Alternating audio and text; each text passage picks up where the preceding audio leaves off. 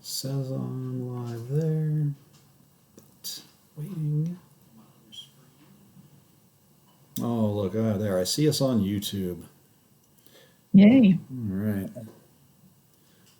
Well, a full 7 people watching right now. Probably all the tech people and yeah, I know. I'm one of them. All right. Well, it is 12:30, and I will say hello all and get my face up there. There we go. There's not me talking in your face. That's just weird. I'm Jim Unger with JCPS Digital Innovation. Welcome back to the Digital Learning Channel, our live on-demand training sessions. If you want to check these out, absolutely go to jcps.me/NTI. Click on that teacher toolkit on the far left. And when you go there, we will be on the bar. It says virtual training schedule on the right. Click on that and it will take you to the training schedule. And also on that, if you click on the presenters' names, it will, my apologies, let me mute this over here. That was weird. It will take you to the presentations they are using. My apologies. All right. And first we have today Study Island and MTSS tiered supports with Rebecca Despain. Rebecca, how are you today? I'm doing pretty well. How are you? I am awesome. Ready to Great. go. Might as well be, right? Absolutely.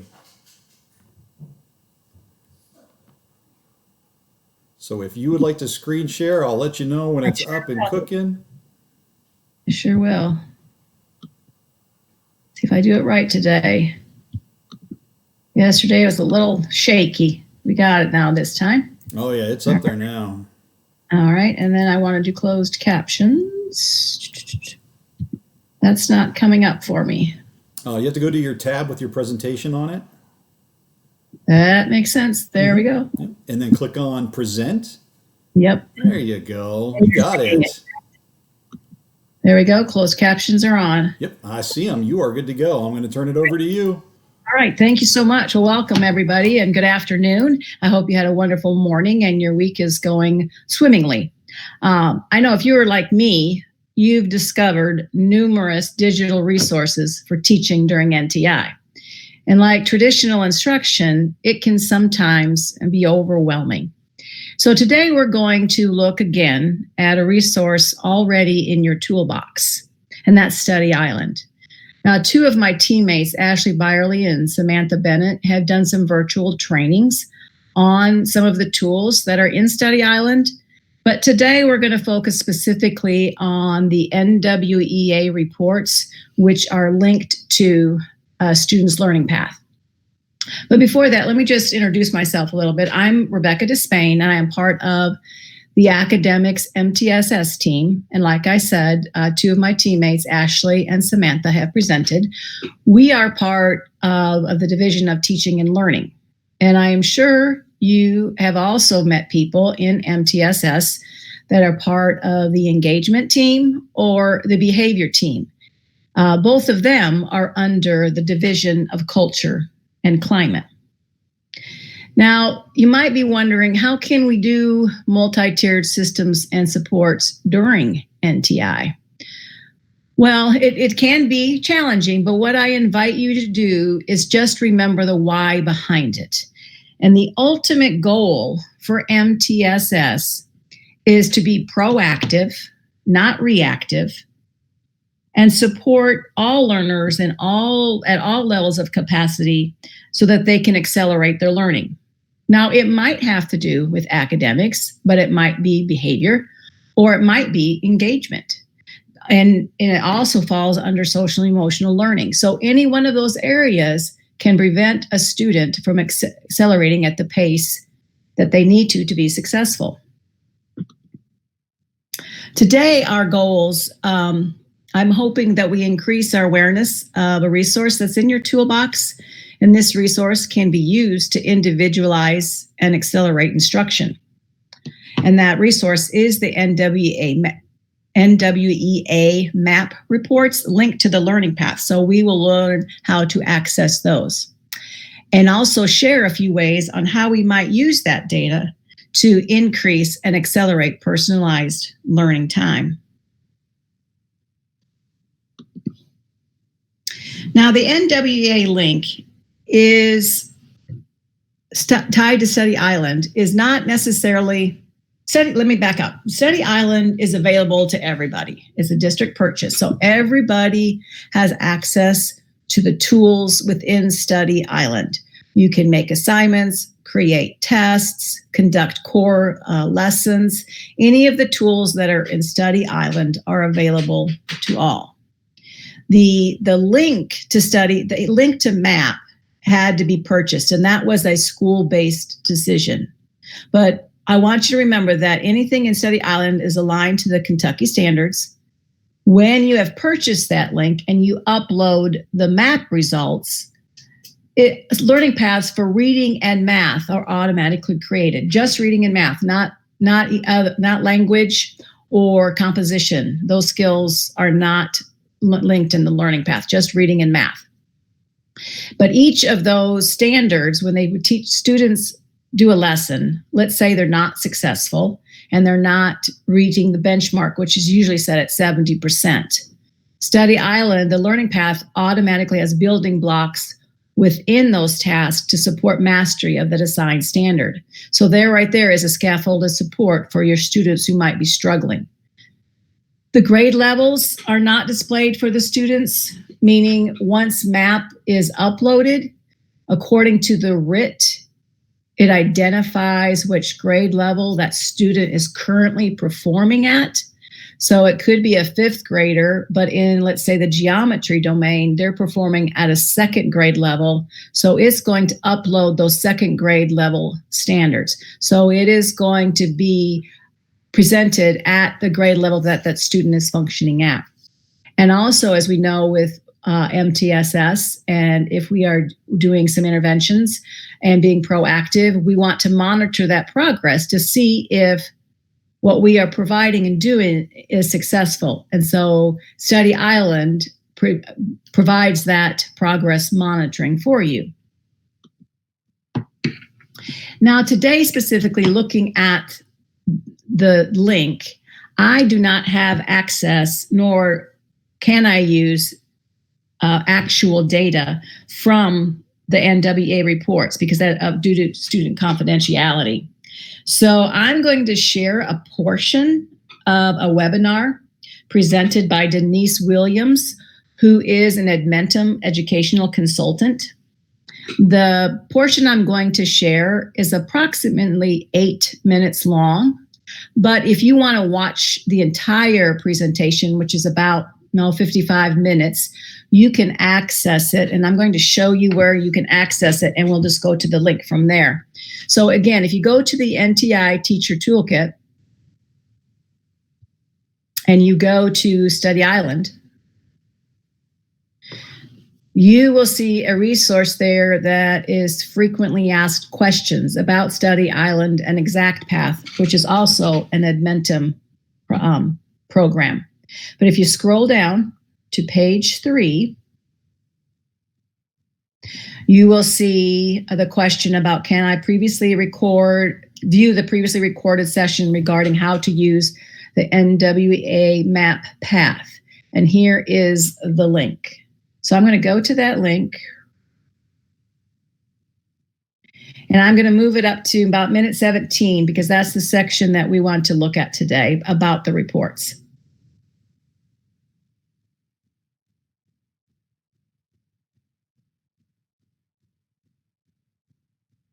I'm going to let that load. To my teacher page. And next, let's just go straight to why we are really here, and that's the NWEA reports. So I'm going to go to school reports. And as you see, when I click on school reports, there are a host of other reports. Know that there is only one report on this dashboard, and it is labeled NWEA MAP Link Report. So if you're only working on NWEA with Study Island, this is the report tab here below. All of the other reports here will not work with NWEA, except for one other. Let me say the Blue Ribbon Report will work with NWEA as well. But all of the other reports will only come available if you create an assignment, a built test, or a group session. So let's look at NWEA. So I'm going to click on it. Now within NWEA MapLink, there are 3 reports. So I would, as a teacher, if I want to see where all my students are, I will look at class placement first. So NWEA RIT scores have been imported. I want to look at one discipline. So I'm going to choose class placement. I'm going to select my class name, and I can choose math or reading, and I'm going to choose math. I click on View Report. So now I'm able to see, you will see a list of all of your students. Now this is my demo account, so there's not a whole lot of data, but you're able to see at least what it will look like. So if you notice my student, Charlie Brown, going straight across, and not only straight across, oops, sorry about that. I clicked on, okay, just want to make sure I'm still in view. Not only looking straight across at the strands and the RIT scores that my student is in, but I'm also looking at the topic, or I should say the domain. So again, I'm in a different state for this demo account. So it's going to be a little bit different than Kentucky domains. So algebra happens to be one, and that's the same. So here's Charlie Brown. He is in 3rd grade. Here's his RIT score. And then based on his RIT score, here is the grade level that he will work on for algebra. Okay. Now, if you want more information about how and the why about this RIT score, you have to look at your NWEA data. This is how far, this is only type of data we're going to get from NWEA. And that will be the RIT score and then the grade level of where that student will work on skills. Next, as you see going straight across, this happens again, this is not the same state, so that's why it's a little bit different. Here's another RIT score.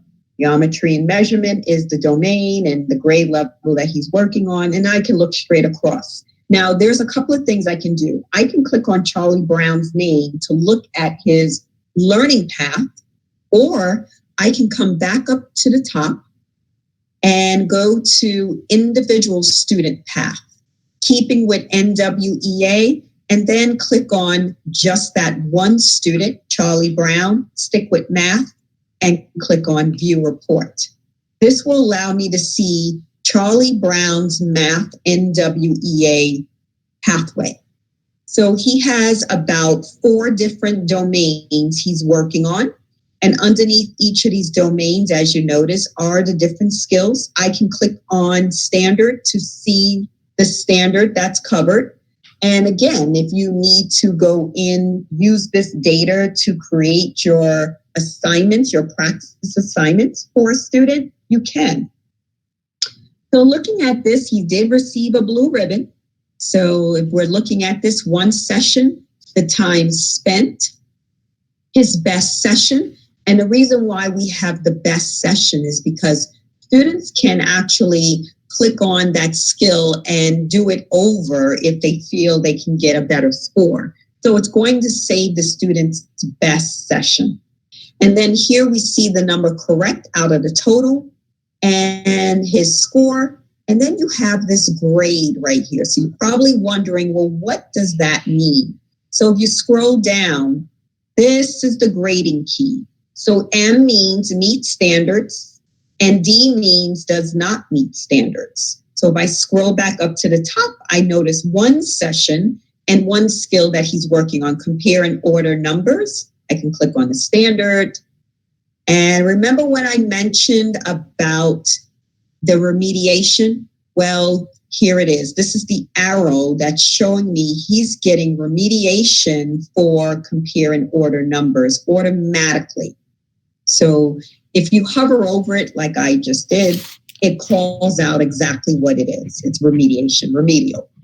So he hasn't started that session yet, but I can look at his session of where he got that 30% to see what he missed. So here are the 2 sessions he worked on. I'm going to click on View Missed, and he missed 7 questions. So if you notice, the X is the one that he got wrong, and this is the correct answer. You can also click on Explanation just to get some feedback on that question, and you can go down the list to look at the questions that he missed and kind of get an idea of what he was thinking. Okay, so I'm going to go back up to the top, and I can do the same for the 80% and view which ones he missed there as well. But I'm not as concerned as the 30%, so I'm going to focus there. I'm going to close this out and go back to, I'm going to go back to school reports and scroll down. Oops, I'm in the wrong. Okay, I'm going to scroll back down to my NWEA report. So we just looked at class placement and individual student. Now let's take a look at the class progress summary report. Again, keeping with the same class, NWEA, and subject, math. And I click on view. So this is my class progress report for NWEA, looking at all of my students. Again, Charlie Brown is my active demo student. 2 sessions, the time spent, time correct out of the total, his percentage. And so if you're looking at this, there's 4 columns here for session details. And then up here is the blue ribbons column. There are 3 columns here. So he did earn 1 blue ribbon. So you have that data report here about his blue ribbons as well. I'm going to go back up to the top. So we just looked at the 3 different reports for NWEA and how to capture that data. Again, look at your class placement to see where all your students were placed.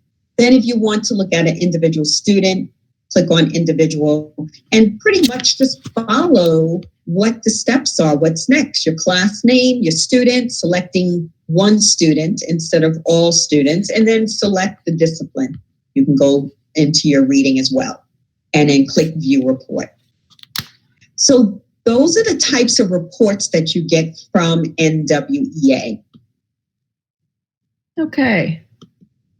So at any time, like I said, you can go back and watch that presentation. You can watch just a portion or watch the whole presentation. And I suggest if you have a second device, you might want to get on your Study Island account. And that way you can go along with the presentation, and then you have the power of pause to stop and look and explore the reports more fully while watching the presentation. But let's take a look now. What might we do with those reports? How can we use them to make instructional decisions? Well, as Denise mentioned, you can look at the class summary report, and maybe you will identify students with similar knowledge gaps. And you might launch group assignments or activities, or possibly you could meet with them in a digital focus group, depending on the capacity of the technology that your students have at this time. Now, if you want information about how to make group assignments or activities, like I said, my teammates Ashley and Samantha have done previous sessions explaining that, but you can also go into Study Island and click on the purple help button and get assistance with that. Today, I want to look more closely at the individual student report, the individual learning pathway. Now, like Denise also showed, you might look at the items missed, and you can analyze for misconceptions and correct them by, again, you can launch an assignment. You can go to a lower level standard. You can use the flashcards. If you go to the teacher toolkit, you can also find videos and other resources that would support the students' learning and clear up those misconceptions. Today, though, too, I'm going to focus a little bit more on this second bullet. You can direct students to complete lessons on their personalized learning path that support understanding of skills within an upcoming standard instruction. So this would be a form of accelerating the learning. Let's take a look at how we might do that. So first of all, as we do in our PLCs, we identify our essential or high leverage standards that we're going to be teaching. You would then want to identify the logical prerequisites for that standard on the student's learning path. Then you would direct the student to complete those lessons before you present instruction on the grade level standard. This will help make new learning more accessible and likely increase engagement during instruction of that grade level standard. Your student would feel more confident and ready to learn. Let's take a closer look at how we might do that based on what we see on the learning path. So here is an example of a student's learning path in 4th grade. You can see that in operations and algebraic thinking, this 4th grader performed at a 3rd grade level according to his RIT on MAP. In numbers and operations in base 10, the student's at a grade level 2. So I know that next week I want to teach for NBT 1A, numbers and operations in base 10. So I want to look on the personalized learning path to see what are some standards that have been assigned that would help strengthen the foundations for that standard. So in this case, since it's math, I'm going to go to the coherence map at Achieve the Core. If you have not used this resource, I highly suggest you take some time to explore it. Oh, excuse me, that didn't go there. We'll go this way. Let's see if that one does it. There we go. So at Achieve the Core, this is the coherence map that provides the prerequisite skills for the standards. So if we click here, and then we'll go to 4th grade because that's the grade I'm teaching. And we're going to go to number and operations in base 10. And here's the standard I want to teach next week for NBT A1. I want to go down here to this link where it gives me the map. Now you'll get a few these first. So here I am at the standard I'm going to teach, and if I follow it back to the prerequisites, I see that a prerequisite is 2nd grade NBT A1. So I want to go back to my students, and if possible, let's say it was a student who performed at the 1st grade level. Here's a 1st grade standard that supports the 2nd grade standard that both support the 4th grade standard. It's kind of like dominoes. You just follow the dominoes. So let's go back to our students. Let me go back one. Here is his report. And when I looked at his learning path or her learning path, and if this were live, I could click on here and find the standard. Well, I discovered that these 2 lessons were dealing with 2.1, the ones that are the prerequisites for 4.1. So I would then ask the student to complete these lessons before the instruction the following week at the 4th grade standard. So yes, you can have them go at different places on the learning path. They do not have to go in order. So I would have him complete these lessons. I would also keep an eye on how he's performing and find out if there are misconceptions. If he scores or she scores below a 40%, did they complete the building blocks? I want to go in and find out what questions they missed so that I can clear those misconceptions before the instruction at the 4th grade standard. And let's say that maybe they finished those 2 lessons. Again, sorry, touchy computer. I would then go ahead and have them continue under numbers and operations because that is the focus of my domain for my unit of teaching. But that is one way that I can accelerate learning using the student's personalized learning path. And then more likely the student will be more successful when you teach. You might think of this as when we did planning using the MAP learning continuum. You look at the standards you're going to teach, you go to the learning continuum and identify the skills that support that standard and the grade level that you're at, and then you teach those before you launch your lesson on the grade level standard. That is acceleration. Backwards, I want to go forward. There we go. So here are some additional resources that you might use. Again, these are the 2 links for progression. So like even on the reading and writing, it doesn't have a coherence map like the math does.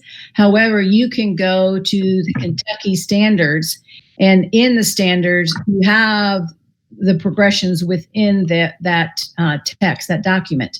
So if I go to my 4th grade standard of RL 4.1, I can see what the 3rd grade standard was, and then also the 5th.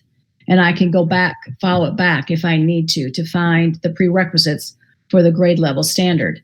The resources at Study Island, they're also on the Study Island link at the teacher toolkit, but they're also here. So if you need to go to those, again, learning at your own pace. So again, I'm Rebecca Despain, and I'm an MTSS Academic Acceleration Coach. If you have any questions about this or other components of Study Island, don't hesitate to contact me or Ashley or Samantha, or in any way that we can support you during this time, during NTI. We are here to help. So I thanks for your attention today, and we'll see if there's any questions or anything I need to.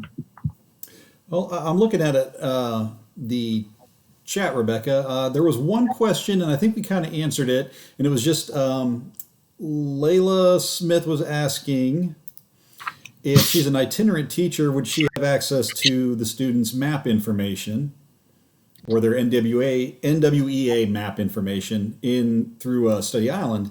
And I think that's something that the permissions are actually set by each of the schools. Is that correct?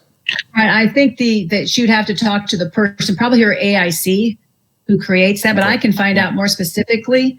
So sometimes they do set up those classes as well, but usually you have to have a homeroom linked to Infinite Campus for that information to be uploaded. Right. So I think that's the standard set is, the homeroom teachers get it assigned to them. But then also I think like you said, was what I was saying was I think pretty sure the goal coach or the academic instructional coach can go in and add people that need to see the information. Yes, I believe that's correct. I also like with the Study Island, I think we've had quite a few questions here and there coming through our department about, people asking about differentiation, how can they differentiate with the NTI? And I think Study Island, it really shows a great way to do it because it pulls in their scores and it changes it for every student. And that's very difficult to do in the normal flow of things. It's difficult in a traditional classroom, let alone when you're trying to do NTI.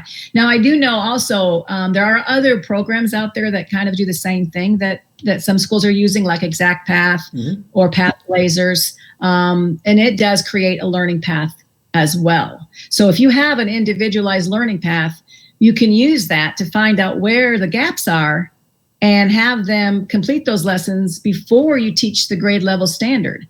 And that's an excellent way, or one resource, to be able to accelerate the learning.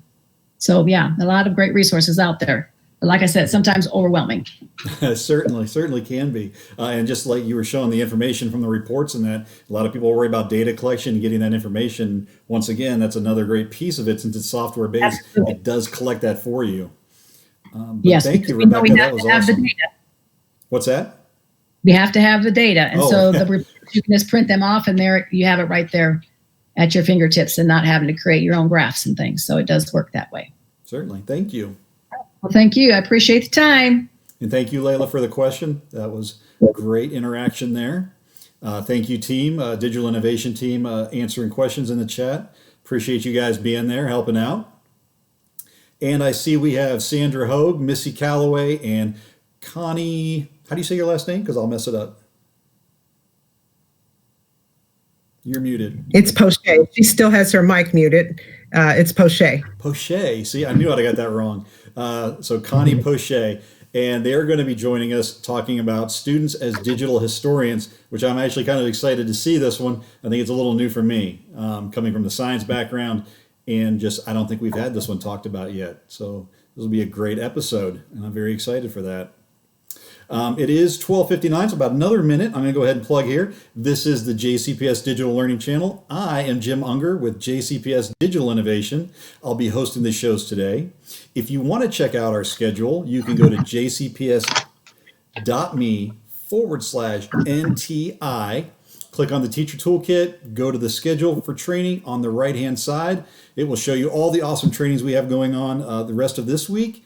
And if you click on the person's name presenting, almost all of them will give you links to the presentations they are using that day. And if not, you can reach out to them certainly through email using their name. So, as that's going on, also know one of the biggest questions we get, if I miss the show or I come in late, will I be able to watch the show again later?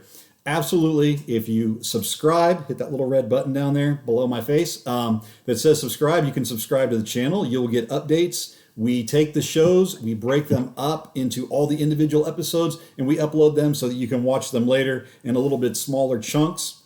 Makes it easier. And we cut out all this weird stuff like me just talking about all of this. So that'll be there. Check those out. Stop by and give a thumbs up on the like if you're enjoying the videos and the training. Ladies, are you ready? We are indeed. All right, Miss Sandra, who will be presenting today? I will be presenting, and I need you to let me know whether you can see my screen. We see your beautiful face right now. Okay, I clicked share screen. Are you on separate there it is. I'm sorry. There it is. Okay.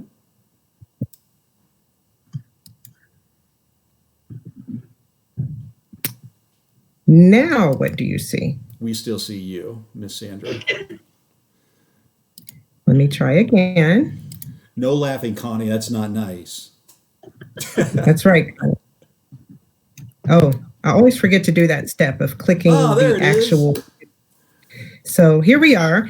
Welcome to our session, Students as Digital Historians. I'm Sandra Hogue, and I'm joined today by Missy Calloway, who is pulling double duty right now as a full-time English teacher at Butler High School, but also serves as the AIC. So just standing in the stead of a person who vacated their spot for a promotion, Missy is more than busy these days. And then we're also joined by Connie Poche, who is librarian at Audubon Traditional School. So just a quick overview of the session. Here's the journey we hope to take you on this afternoon. We want to give you context. Why? Why consider encouraging students to use their voices, especially at this time as digital historians. Connie's going to carry us through that, as well as the arts in the time of COVID-19, helping us to understand how the arts really do complement student voices, especially during hard times. I'm going to then move us into looking at students, encouraging students and us as adults as well to live as archivists, using a process called Photo Voice, a research data collection tool, and also folding in poetry into that. And then Missy will bring us to a conclusion for the session by looking at lived experiences of high school students. And so she's going to carry us on the journey that she has a group of students actively working during NTI at this current time using similar processes. And so that's the journey we plan to take you on this afternoon. And we're going to start with just this quick quote that really feels fitting right now. For some moments in life, there just are no words. And so thankful to Willy Wonka and the Chocolate Factory for that. But if you think about what's happening in the world right now with COVID, sometimes it is hard to find the words. But Connie's going to give us context by helping us to understand the why behind our what this afternoon. Connie? Okay, thank you. So we began this journey, the three of us as educators, through a conversation about how our students are reacting to their now. I have been texting my students, and we've been having conversations back and forth, and then also having a conversation with my college-age daughter about, well, what do I do now? Our students have lost connections with their friends. They've had their lives completely changed, their routines disrupted, and we started discussing how it is that they process what they're going through. How do they deal with their anxiety? They are hearing adult conversations, they're seeing news, and it's overwhelming when you're a child. So how do we help them work through their anxieties, find small joys? That's something that Sandra brought to us last week, where you are looking for the good in your life.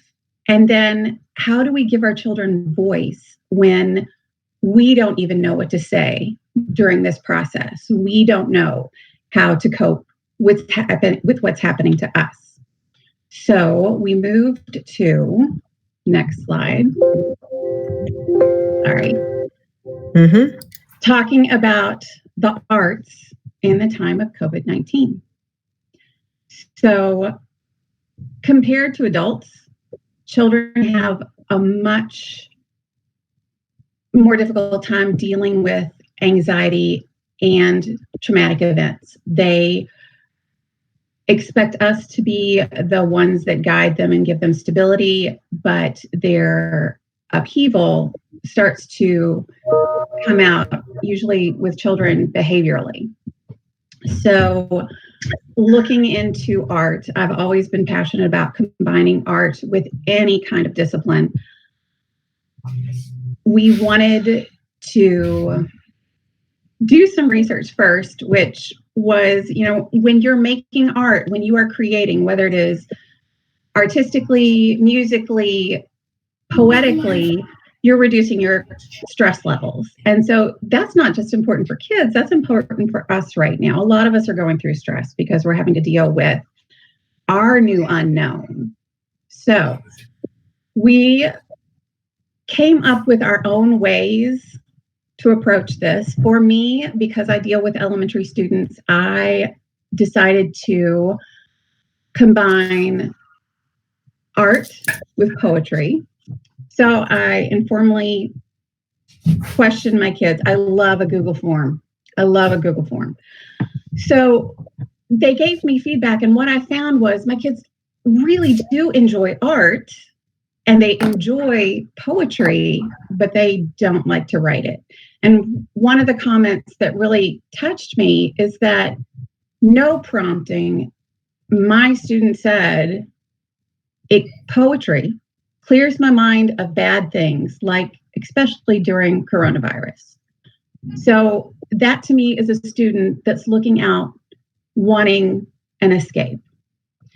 So here's how we started our process in an elementary level setting. I give the students a poem about a topic. For this one, just because this is how we're starting, I chose something very relatable. I know with my family, we've been going on these walks every night, and we've been able to really notice the changes in nature. So I came up with a very spring-centered song.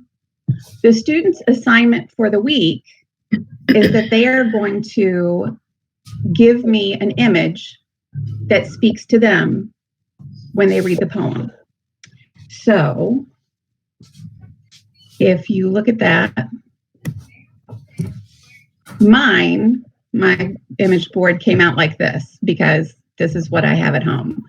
So, these are just things that when I hear the poem, it speaks to me. The flowers and birds' nests and the fact that I finally get to pull out the patio furniture because we're all going to hang out on the patio again. That's spring to me. Students would give me their images. So we start with a visual representation because we're using what the kids have at home, and it's just responding to poetry. What's one medium that all of our kids have? A cell phone. Either their parent has a cell phone or they have a cell phone. They are used to digital innovation. They are very good at using technology. So you can photograph, you can draw, you can create any way you want, and then they have to submit the image to me. So what my role is, I'll just take you through the process with the kids. All right. So we start by sharing the poem, and I share it first with a voice file because I feel like poetry needs to be spoken. So First is just them hearing my voice. And then I give them a written copy so that they can digest it. They are the ones that create the what and the why. They create their image. And then they have to explain to me why they chose that image, why they chose the medium they chose, and then what it means to them. Now, how do we curate this? As the adult, I collect the images and then I create a slide deck that has their responses.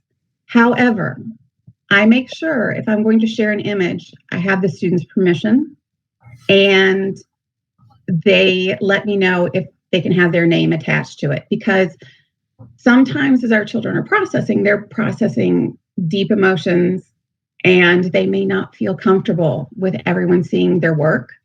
They may not feel comfortable with people knowing that that's their work. So we always, as an educator, if we're going to do this, ask permission. All right. So that's our art process. But poetry isn't always sunshine. So you're not going to always have a beautiful poem. Art isn't always sunshine either. So there may be things that come through in art that aren't what you expect. So I'll take you through our art process now, which is basically, poetry process. Sorry about that. We flip the script. This time, instead of me providing the imagery or the writing, they're going to start creating it. However, I don't want this to become, you're going to write a poem, because that's when my students freeze up. So we're just going to start thinking like poets. We are just going to immerse ourselves in the language of poetry. So for this, I would share an image with the students and then have them respond just with a phrase, just with a sentence, just with words, not an entire poem. And my role in this is to gather their responses and then guide discussion. So let's show you what that looks like. I had a session last week with Jamboards, which was just amazing. I think Jamboards are a blast, and I think the kids would love this. So we start with an image. You see the starry night sky, and then they just give me phrases. They give me what they feel when they see that image. And that's it. We might go back and discuss, okay, how could you make this more descriptive? Or we might give feedback, but it's not writing a poem yet. It is just thinking like a poet and living in the image and living in the words that come from the image. Okay, let's see. And then it does address standards, because while I am in the library and I have different library standards, I like to support my teachers any way I can. So I have a list, and I'm not going to read them to you, but standards that this hits. I mean, it takes care of, it works with theme and perspective and point of view, and your students are using digital resources. They are using digital resources if they're using photography. They're using digital resources when they're responding. So they also get a chance to interact and collaborate when they are doing the Jamboard. And I feel like our students are looking for a connection. They love the Zoom meetings where they get to hang out and talk to their classmates. They love just having some back and forth. I get random emails because they just are looking for that connection. So the standards are there. And then I've also attached just some additional reading. There are links there for you that I think we have to realize that when our students come back to us, they are going to come back after being gone out of an education setting for 6 months. And so we have to start thinking about the trauma. Even though, we're all safe at home on our couches, there's still a sense of loss. So those are just some resources if you'd like to see them to help get your thinking started on that. All right, I think it's Sandra's turn now.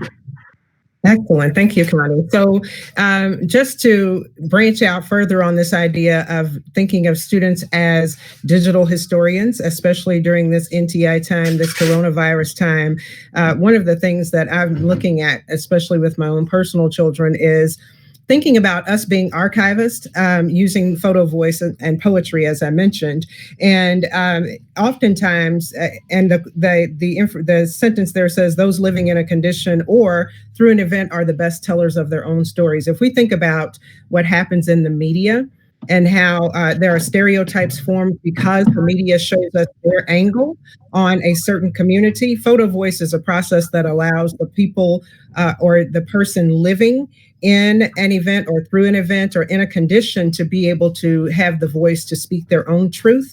And so there you see an example from my daughter, who is involved in that photo in a 5K, a digital 5K during Easter. And those are Easter eggs that are hot glued to the back of her shirt because she wanted to be festive. But her photo voice entry or artifact for that event, it's the language is there. It says Safe Distance Fitness, Louisville, Kentucky, April 2nd, 2020. It's a digital photo. We want to keep a safe distance to stay healthy. So we do virtual 5Ks around our neighborhood. We dress up and try to stay festive during a sad time. And that's by Reagan Hogue. So that's an artifact that's been designed to placehold this era in time, this space in time for us and for her as an archivist. So photo voice really puts the camera in the hands of those who are, as I said, living in a community. Its origin comes from China. That's where it started. And it was designed to give voice to, as I said, marginalized communities. And so they started with photos and then invited them to collaborate, to put words to those images. And then the ultimate goal is to act, to collect those voices so that they have additional power to change things for a community that may be marginalized. And so our process, the process I'm using with my children, we decide, and this is one I would use in the classroom, one that I used in my research for my degree. You decide on a theme or a compelling question, an umbrella idea for the group to explore. So they have to, once again, they have to be related in context in order to find those connections. And so you prepare the group by letting them know how many images you'd like them to gather. I can tell you 10 per participant is way too many. 2 or 3 that capture their reality, and then let them know the platform, let them know how you plan to gather those images from them, whether it's a disposable camera or digital images with the cell phone, etc. And then there's an art gallery curation process that you let them know, we're going to put these together in a museum-like format, right? And so with my kiddos and with my research, they create a placard, one that lets the audience know the context of the image. And so then the curator of the material collects and processes the images. The group comes together then face-to-face to codify. And in the day of NTI, maybe it's not face-to-face, maybe it's virtually, but they come together to find those themes, to identify the things that bubble up as common factors in those experiences. And then they synthesize the learning, and it gives way for them to act. And that's the goal, for them to do something with, to empower, to do something with the material they've gathered. So even as archivists, that action may look different than, say, a marginalized community just trying to get laws changed, right? That act looks different than us as archivists during COVID. And so here's just a screenshot of what my kids and I have started to put together. And what we did was look at mentor text. My kids had never written a placard for a museum piece. And so I went online to find examples of those. We looked at them. We noticed the contents, what was critical, what's important for a piece that's going into a museum. And so we modeled from that mentor our entries. And so you'll see that the ones on the screen follow that same pattern that was in the one that I used at the start. And our big question was, in what ways has the coronavirus changed your daily life? Because I think, once again, as archivists, it's important that we placehold this. In fact, I had my son at the dining room table, who's down here at the bottom of the screen. He was working on his and was having trouble understanding the why behind this what. And I explained to him that his grandchildren would see this someday. And he looked at me like, I don't have grandchildren. I said, but just imagine, when you're old and gray and you have grandchildren, they'll be able to understand this experience you've lived. And so then we've taken that from this museum, and we will have a buffet of images. We're going to have far more than 3 per person, just depending on how long COVID lasts, quite frankly.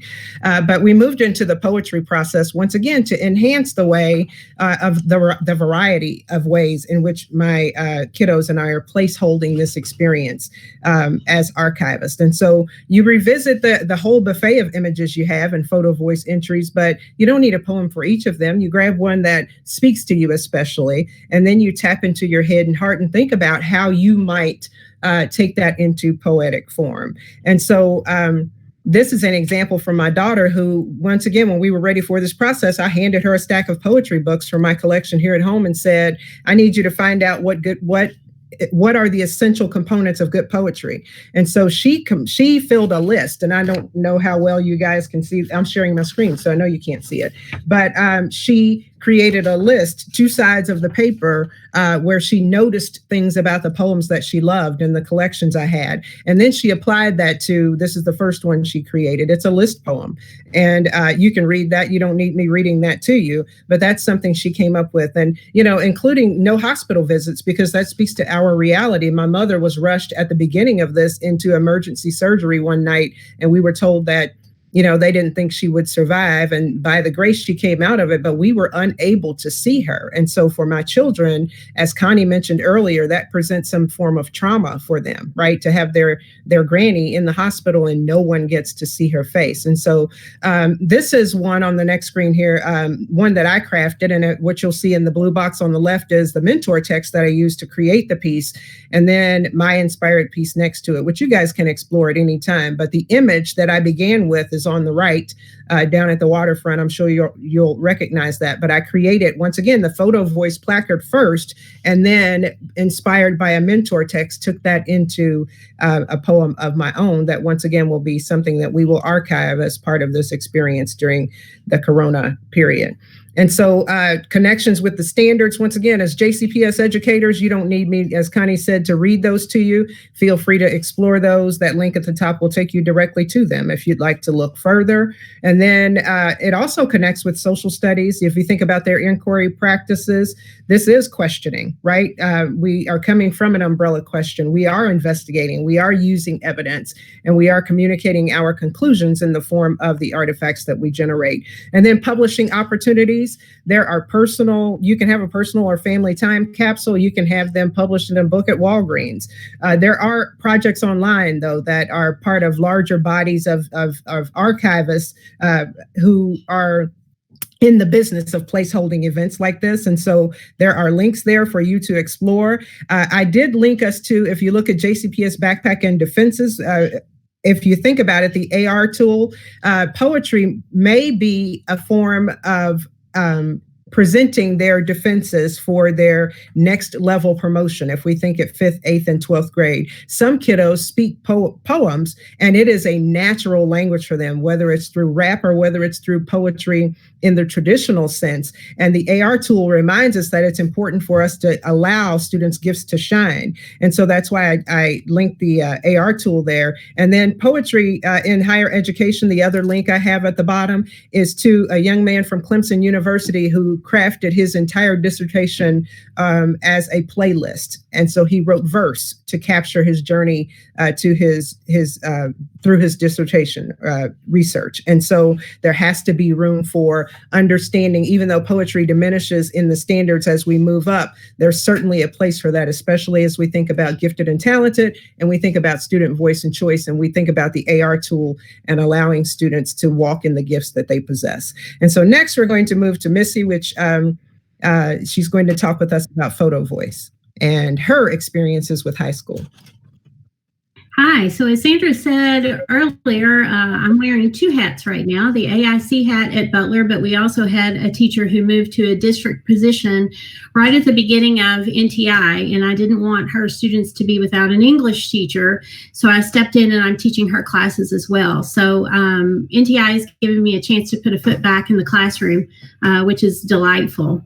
So one of the things that I decided I would explore with the kids in the African American literature class that I'm teaching, we're in the midst of an author study of Audre Lorde. And so I think photo voice fits really well as a place to honor student voice, to have them be creators, to have them critique professional writing, to approximate the work that they're seeing happening in Lord. And if you're not familiar with Audre Lorde, she's an essayist, but she's also a poet, and she was an activist. So it's a nice fit. And then I'm challenging them to do a little bit of extension and maybe step out of a format that they are always comfortable to turning to and try some poetry.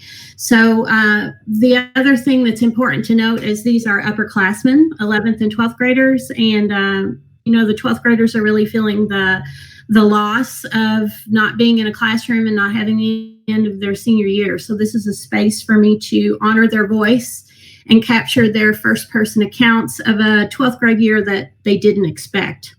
In the second week of NTI, I asked students to read an Audre Lorde essay, Litany for Survival, and they were asked to interpret meaning, they were asked to interpret artistry, what they see and hear in the poem, their likes and dislikes, and where the poem leads their thought. And then the next one, they read an essay, Transformation of Silence into Language and Action. And again, they were being asked to respond to what they saw happening in the essay, to walk back to the poem, see what was similar. And then I also added a level of where they looked at an illustrated Lorde quote that I found from Teaching Tolerance. And if Sandra, you would advance that one, please, for us, so we can take a look at the image. There we go.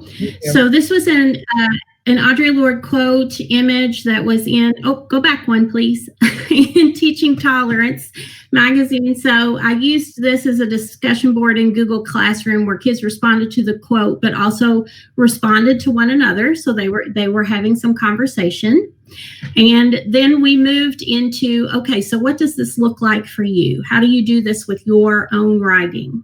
So this was the assignment from the African American Lit class. I asked them to review the poem, to review the essay, to do some annotation, and then pick one phrase or sentence that stands out to you. And I wanted them to capture with camera, or even though illustration is not a photo voice tool, I gave that as an option as well, for them to capture an image, their artistic interpretation of the image, and then to write a little bit about it. And we'll take a look at the second half of the assignment. So then I asked them to write a fat paragraph, which is what Sandra had as her museum placard, the paragraph about the who, the where, the why, the how of the image, and why it's their interpretation of what Lorde does in her poetry or in her essay. I asked them to put it in a Google Doc or on a Google slide so that we do have a single image with information. And then I did some models for them. So I modeled after an Emily Dickinson poem, Hope is the Thing with Feathers. I had a once-in-a-lifetime event with a tufted titmouse that crashed into my front door, and I capitalized on it. So this would be the essay version of what it looks like with the image. And then I also did some approximation, with apologies to Emily Dickinson, of an extension of the event in a poem, just so that the kids would have something to take a look at. And so for you, I have provided the standards, which are very similar to the standards addressed in the other speakers' lessons. And then I also have included a slide that has links to some Audre Lorde work and my individual assignments, in case you are interested in taking a look at the why and how of how that works. And here's our contact information. We'd love to hear from you, Connie at Audubon Traditional, and of course Sandra, our AIS ELA lead, and I am Missy Calloway, the AIC at Butler Traditional, and also for NTI, an English teacher. We're so pleased that you guys joined us. Thank you. It was amazing, ladies. That was just Sandra, Missy, Connie. Your title is almost misleading as students as digital historians, because I was watching the chat. We saw digital historians, digital poets, digital artists, digital writers, digital mindfulness in the NTI. Just so many great things that we saw. We were pulling out. There's so much information packed into that. That was great. Well, thank you. Thank you. Were there any questions? Any questions we need to address right now? No, there were not. It was lots of good conversation going on. I was very happy. It was great chat going on about it. Thank you. Okay, good deal. Well, thank you guys for having us. And if you have any feedback, if you have any extensions, if you have any ideas about how we can enhance and make this even better, by all means, please let us know. Because just like everyone else at NTI, we are exploring and feeling footloose and fancy free for trying new things. So thank you guys.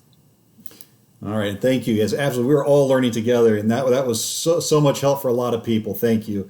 So up next on the JCPS Digital Learning Channel, we will be having, I do believe, Joe McKim, Maddie Shepard, and Suzanne Kramer talking about NTI exemplars from the field. So this is great work we've got going on right now. Can't wait to see this. I'm Jim Unger from JCPS Digital Innovation, your host today.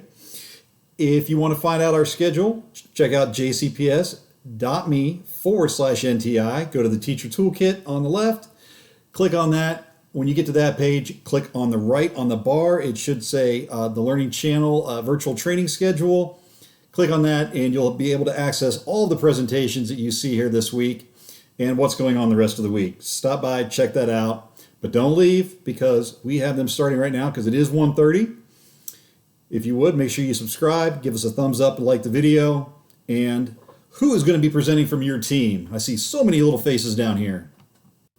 Hi, Jim. This is Joe McKim, and I'm with the Deeper Learning Department here in Jefferson County. And Maddie Shepard is one of my colleagues, and Suzanne Kramer is our middle school content lead. And the three of us have been really working with schools and teachers and seeing great things happening across the district. And we wanted an opportunity to highlight some of those fabulous experiences and systems that teachers are putting in place during NTI. So what we've done is we've collected some exemplars. We have an elementary teacher, two middle school teachers, and a high school teacher here today to share with us what they're doing during NTI. And we've asked them to focus on three things. One, what have they done? What is the practice that they've created, the system they put in place? Two, how is it impacting students? How are they responding to what's been created during NTI? And lastly, how is this experience impacting them as educators moving into the fall and thinking about getting back in their classroom? So we're going to hear again from elementary, middle, and high in all of those areas. Maddie, Suzanne, do you guys have anything else to share before we get started? Maddie Shepard here. Just that you're going to see lots of examples of voice and choice in our new NTI context, lots of examples of learner agency, of teachers being super creative and thinking of ways to engage kids while we're all connecting remotely, and just some really awesome instructional ideas all around. Suzanne Kramer. I'm so happy to be here, and I can't wait for folks to see the great work that these teacher leaders have done. And so nothing to add, we'll just get started. All right. So we'll begin with Sarah Weedman, who's an elementary teacher from Atkinson Elementary. And Maddie Shepard will be sharing the screen and going through the slides for us. And Suzanne Kramer will be following the chat on the Digital Learning Channel. So if you have questions or comments, please put those in the chat and Suzanne will be able to reply to those. All right, so let's start with Sarah Weedman. Hey, so I'm Sarah, as Joe said. I'm at Atkinson and I teach second grade. So one of our most important things when we were going through this as a team is what is this going to look like? Also, our audience is 7 and 8 year olds. So if you're in elementary, you're kind of, I don't want to say a setback, but these students haven't had as much exposure. They're not nearly as independent with technology as maybe middle school and high schoolers. So we had to think about that. And then we had to think about who's going to be at home helping them. A lot of my students live with grandparents. I've got a few kiddos with great grandparents. So potentially navigating people who are new to technology in general, and even some families, who might not use technology on a work basis every day. And knowing myself too, I still struggle with technology even at my age. So thinking of how I can troubleshoot this and make it as seamless for families as possible. So the first thing that I wanted you to see was this is something that my coworker, Miss Weber, came up with. She's amazing. And this was, I guess, what we would kind of call a choice board. So if you have a student and they really like reading and they decide, hey, I want to do all of my reading, they could quickly go across and do all of their reading links. You'll see in a minute how these are hyperlinked to the slides for them to do. If that's what they needed to do to feel successful right off the bat, go for it. And so whatever they decided to do first, or if they wanted to go in order, Monday through Friday. So if they started on Monday, we actually tried to keep the setup in the same setup that would be at school. So at school, they do their reading, then their math and science and social studies. So it's the same format to try to provide as much structure for those kids who wanted it and needed it. And to show you on the next page, we have a link. I just can quickly go through this and show you what it would look. Yeah. Am I trying to mirror my screen? No. Oh, okay. I apologize. I thought you were trying to show a screen. I wasn't sure. I apologize. No, you're good. Keep going. She's got it. Maddie has it pulled up. So you can see as we scroll down here, just kind of the setup. It has reminders. I keep all their passwords in one place on a slide. That starting slide with the homepage and choice board, that links to all of these previous slides. And you can kind of look at this for a second. I've kept the link on there to where anyone can view it. So if you're interested in seeing it, you can go there to see more of what their daily setup is. On their writing, any instructions that they would need or sentence sims, we provide those on there. One thing I do in my classroom every day is focus on how I can emotionally support students. So I have a question of the day every single morning when they come in. It was important for me to keep that up so I could connect with them and, again, keep them in that structure and routine. So they have little emojis at the side. They love emojis. They feel like they're texting, so they think they're super cool. Where they can drag and drop and tell me how they're feeling that day and why. And then I can kind of type back in a private comment. If a student has been sad or they missed school, we kind of set up a time that they could Google Meet with me personally. And then I remind them to come to our Google Meet classroom so that they can see their friends. And then I also have on here on the next slide, let's see. This is some of the most important things that I wanted to grab. So our reading assignment, we were having some trouble with the link. So what we did was add in those visual cues of if you can't get this to work, here's where you go. And we did a 3-step process. And actually my students have been able to go and do that by themselves now. I've got kids logging in. I had a kid call me yesterday morning that she wanted all of her work uploaded right now because she was ready to work, and she knows how to get logged in herself, as do most of them. And everything, like I've said, is hyperlinked. So all the links are there. You're not leaving the document. They turn in the document. It's all on Google Classroom. So as long as they can get themselves to Google Classroom, they're really set for the week. The last thing I wanted to touch on is that these are 7-year-olds, and I've really seen an increase in their independence and ability to do this on their own. I'm very proud of them. I have 15 students, and 14 of them are on our Google Classroom working from a phone. We're working from Xboxes. They've kind of got all their bases covered. And I've seen so much success with it, and I'm really thinking when we go back to the classroom that choice board, that first assignment page, having it set up like that where they can choose what they want to work on at their own pace, it's really changed my mindset that kids can find their own motivation. Fabulous. Thank you, Sarah. I love that you've taken into consideration who's helping these students at home and what kind of access they have, and that they may be working on smartphones and have parents who have less technology skills sometimes than even our elementary students do. So I love the way you're forward thinking about that. So let's shift now to a middle school example. We're going to hear from Danielle Krogren from the Marion Seymour Middle School. Danielle. Hi, Joe. So whenever our team, and I believe most middle schools and JCPS work on a team aspect, our main focus was how can we keep teachers, parents, and students all organized and all on the same page. I know in the classroom and in the hallways, the 4 of us on my team are always interacting and keeping everybody updated with students that we might have heard from parents. So that was one thing that we wanted to transition into our NTI. And the second thing that we wanted to make sure that we were doing specifically in math was how do we keep students engaged? So I'm going to start with our teacher organization. And this is a Google Sheets, and the picture is hyperlinked. So if you're looking at the slides on a different time, you can click it to see a copy of what we made. But this is our attendance tracker that my team is using to kind of keep up to date with each student as we move forward each week. So for example, if you look at student number 1 on our attendance tracker, you can see that during week 1 and week 2, we couldn't get in contact with them.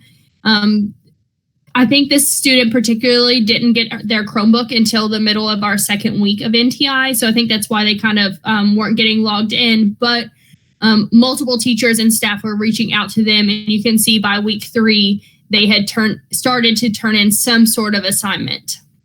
And all 4 of our teachers have access to this. And as students turn in their assignments, we put just put a checkbox in the mark to identify that they have at least done some sort of work for the week.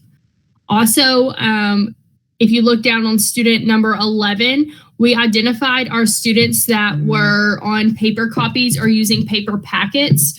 So that way someone or one of their 4 teachers could reach out to them to see if they needed any help with their choice boards from the district as well. The next highlight that I wanted to touch on was how do we keep parents informed? So the slide on the left is also hyperlinked. So this is that we created for each of our 4 subject areas on team. And we have basically just give the parents a quick view of what their student is supposed to accomplish for the week. So they can see all their assignments in one place rather than having to click through a bunch of different options. And I usually email this out around Monday evening, Tuesday morning, so that way students and parents can see. I send a snapshot of it through IC Messenger. And they're all hyperlinks as well, so they can click on it if they want to see more in-depth detail of what their student needs to do for a specific subject area. On the right is another Google Sheets checklist that my students have access to. We created a copy for each student in our Google Classroom, and students can see accomplish each week for each specific subject area. And then they can check it off as they complete it. And this is not something that's graded. It's just to help students stay organized. And then to move on to math specifically, we're kind of following the choice board model that JCPS provided and giving students a lot of options and voice to how they want to be able to learn. So we have given students 3 options. Their first option is to use the Academy resources to watch videos and do practice problems there. Option 2 is to watch some teacher videos. PLC was really awesome about dividing up some different strategies for week 3 specifically was to solve equations. And we just made our videos about models that we had talked about in class. And then for option 2, students could finish their IXL topics for practice. Option 3 was students would watch those same teacher videos, and then they had the option to do more of like a game challenge, story mode, if you will, about the Olympics for week 3. And then in previous weeks and weeks to come, they've also had a lot of different options of how they wanted to review, especially through that story mode session. I made some interactive websites and worksheets to go with some different ones. So during weeks 1 and 2, students had 3 different options of how they wanted to review every unit that we covered prior to leaving school. And Maddie, I think, is going to explore one of those really quickly so you guys can see them and explore them. They're all hyperlinked, so if you want to look at them on your own time. The option that students got was exploring the wizarding world of Harry Potter. And each different section covered a different unit that we did prior to leaving school. So as the one Maddie is showing you now, The students travel through Gringotts Bank, and if you know anything about Harry Potter, you know above ground and underground. So students are following the positive and negative numbers during elevation change to try to figure out where a specific location. And then this, I don't know if we have time, but we can show the second one. It's art. Students spend a lot of time in 7th grade working on how to apply percentages for discounts and tax. So one of their tasks was to go shopping at at Diagon Alley, shopping list for their back to school supplies, where they had to select certain items and then apply the percentages and discounts and sales tax to figure out how much money they were going to be spending on their back to school materials. That's just amazing, Danielle. I just can't get over what you've created with these interactive websites. I know you said it took a little bit of time to make the first one, but after you made the first one, did you find that it was more easy to create others so that you, like, I know that now you've got 4 of them on here for instance. Yes. The Harry Potter one was the one I created first, and it was a little more challenging to just navigate how to use Google Sites and to create the website. But the following problems all mirror all the problems in each. They mirrored the IM model that we're teaching at our school. So it was a lot easier once I had that first set established, just kind of following the same pattern. That's great. I think it's fabulous how you've built in student choice in all of your content areas. You've created that one-stop shop for parents, and you are providing really engaging opportunities for students to review their work and progress in their standards as they are ready to. All right, so we don't run out of time. Let's move on to our middle school ELA example from Olmsted South, and I believe we have Sarah Bryant on the line. Yes, thank you for having us. So at OAS, we decided to make the choice boards provided by JCPS our primary focus of NTI. So regardless of whether a student is in 6th, 7th, or 8th grade, and regardless of the access they have to technology, the requirement is the same. Students read for 20 minutes a day and complete 4 choice board activities a week in addition to their related arts work. We're using this system to simplify communication and to make sure that all students are receiving high level quality instruction. In addition to the overall requirement, we've created an OAS extension site, which is linked down at the bottom of the slide. This allows students to engage in learning on their own terms. Teachers have created special Google Classrooms to host what are essentially like after-school clubs. Students can freely choose topics they want to explore, regardless of what grade level they're in or which teacher is hosting the class. And this allows us to build relationships across all grade levels with the students and to increase overall student engagement. So how does the choice board requirement work? We can go to the next slide. Each grade or each week, grade levels divide the activities on the weekly choice board by core content area. And then PLCs work together to create scaffolding materials, models, and lessons for each activity they're sponsoring. So for example, on the left, on choice board number 2, one of the activities that ELA sponsored was poem or song lyrics analysis. So I'm in ELA, I'm the department chair, and I'm in 8th grade. So with my PLC, we each had a place to turn this assignment in on Google Classroom because we were the sponsoring teachers. So we attached the assignment, as well as scaffolding materials and a Screencastify lesson, which included a Think Aloud model and a copy of the model itself for students to refer back to, plus a single point rubric, which allows for stronger effective feedback and gave us the ability to kind of hone in on how this activity connected to one of our essential or high leverage standards. All of that is linked there, so you're welcome to go through those at your leisure.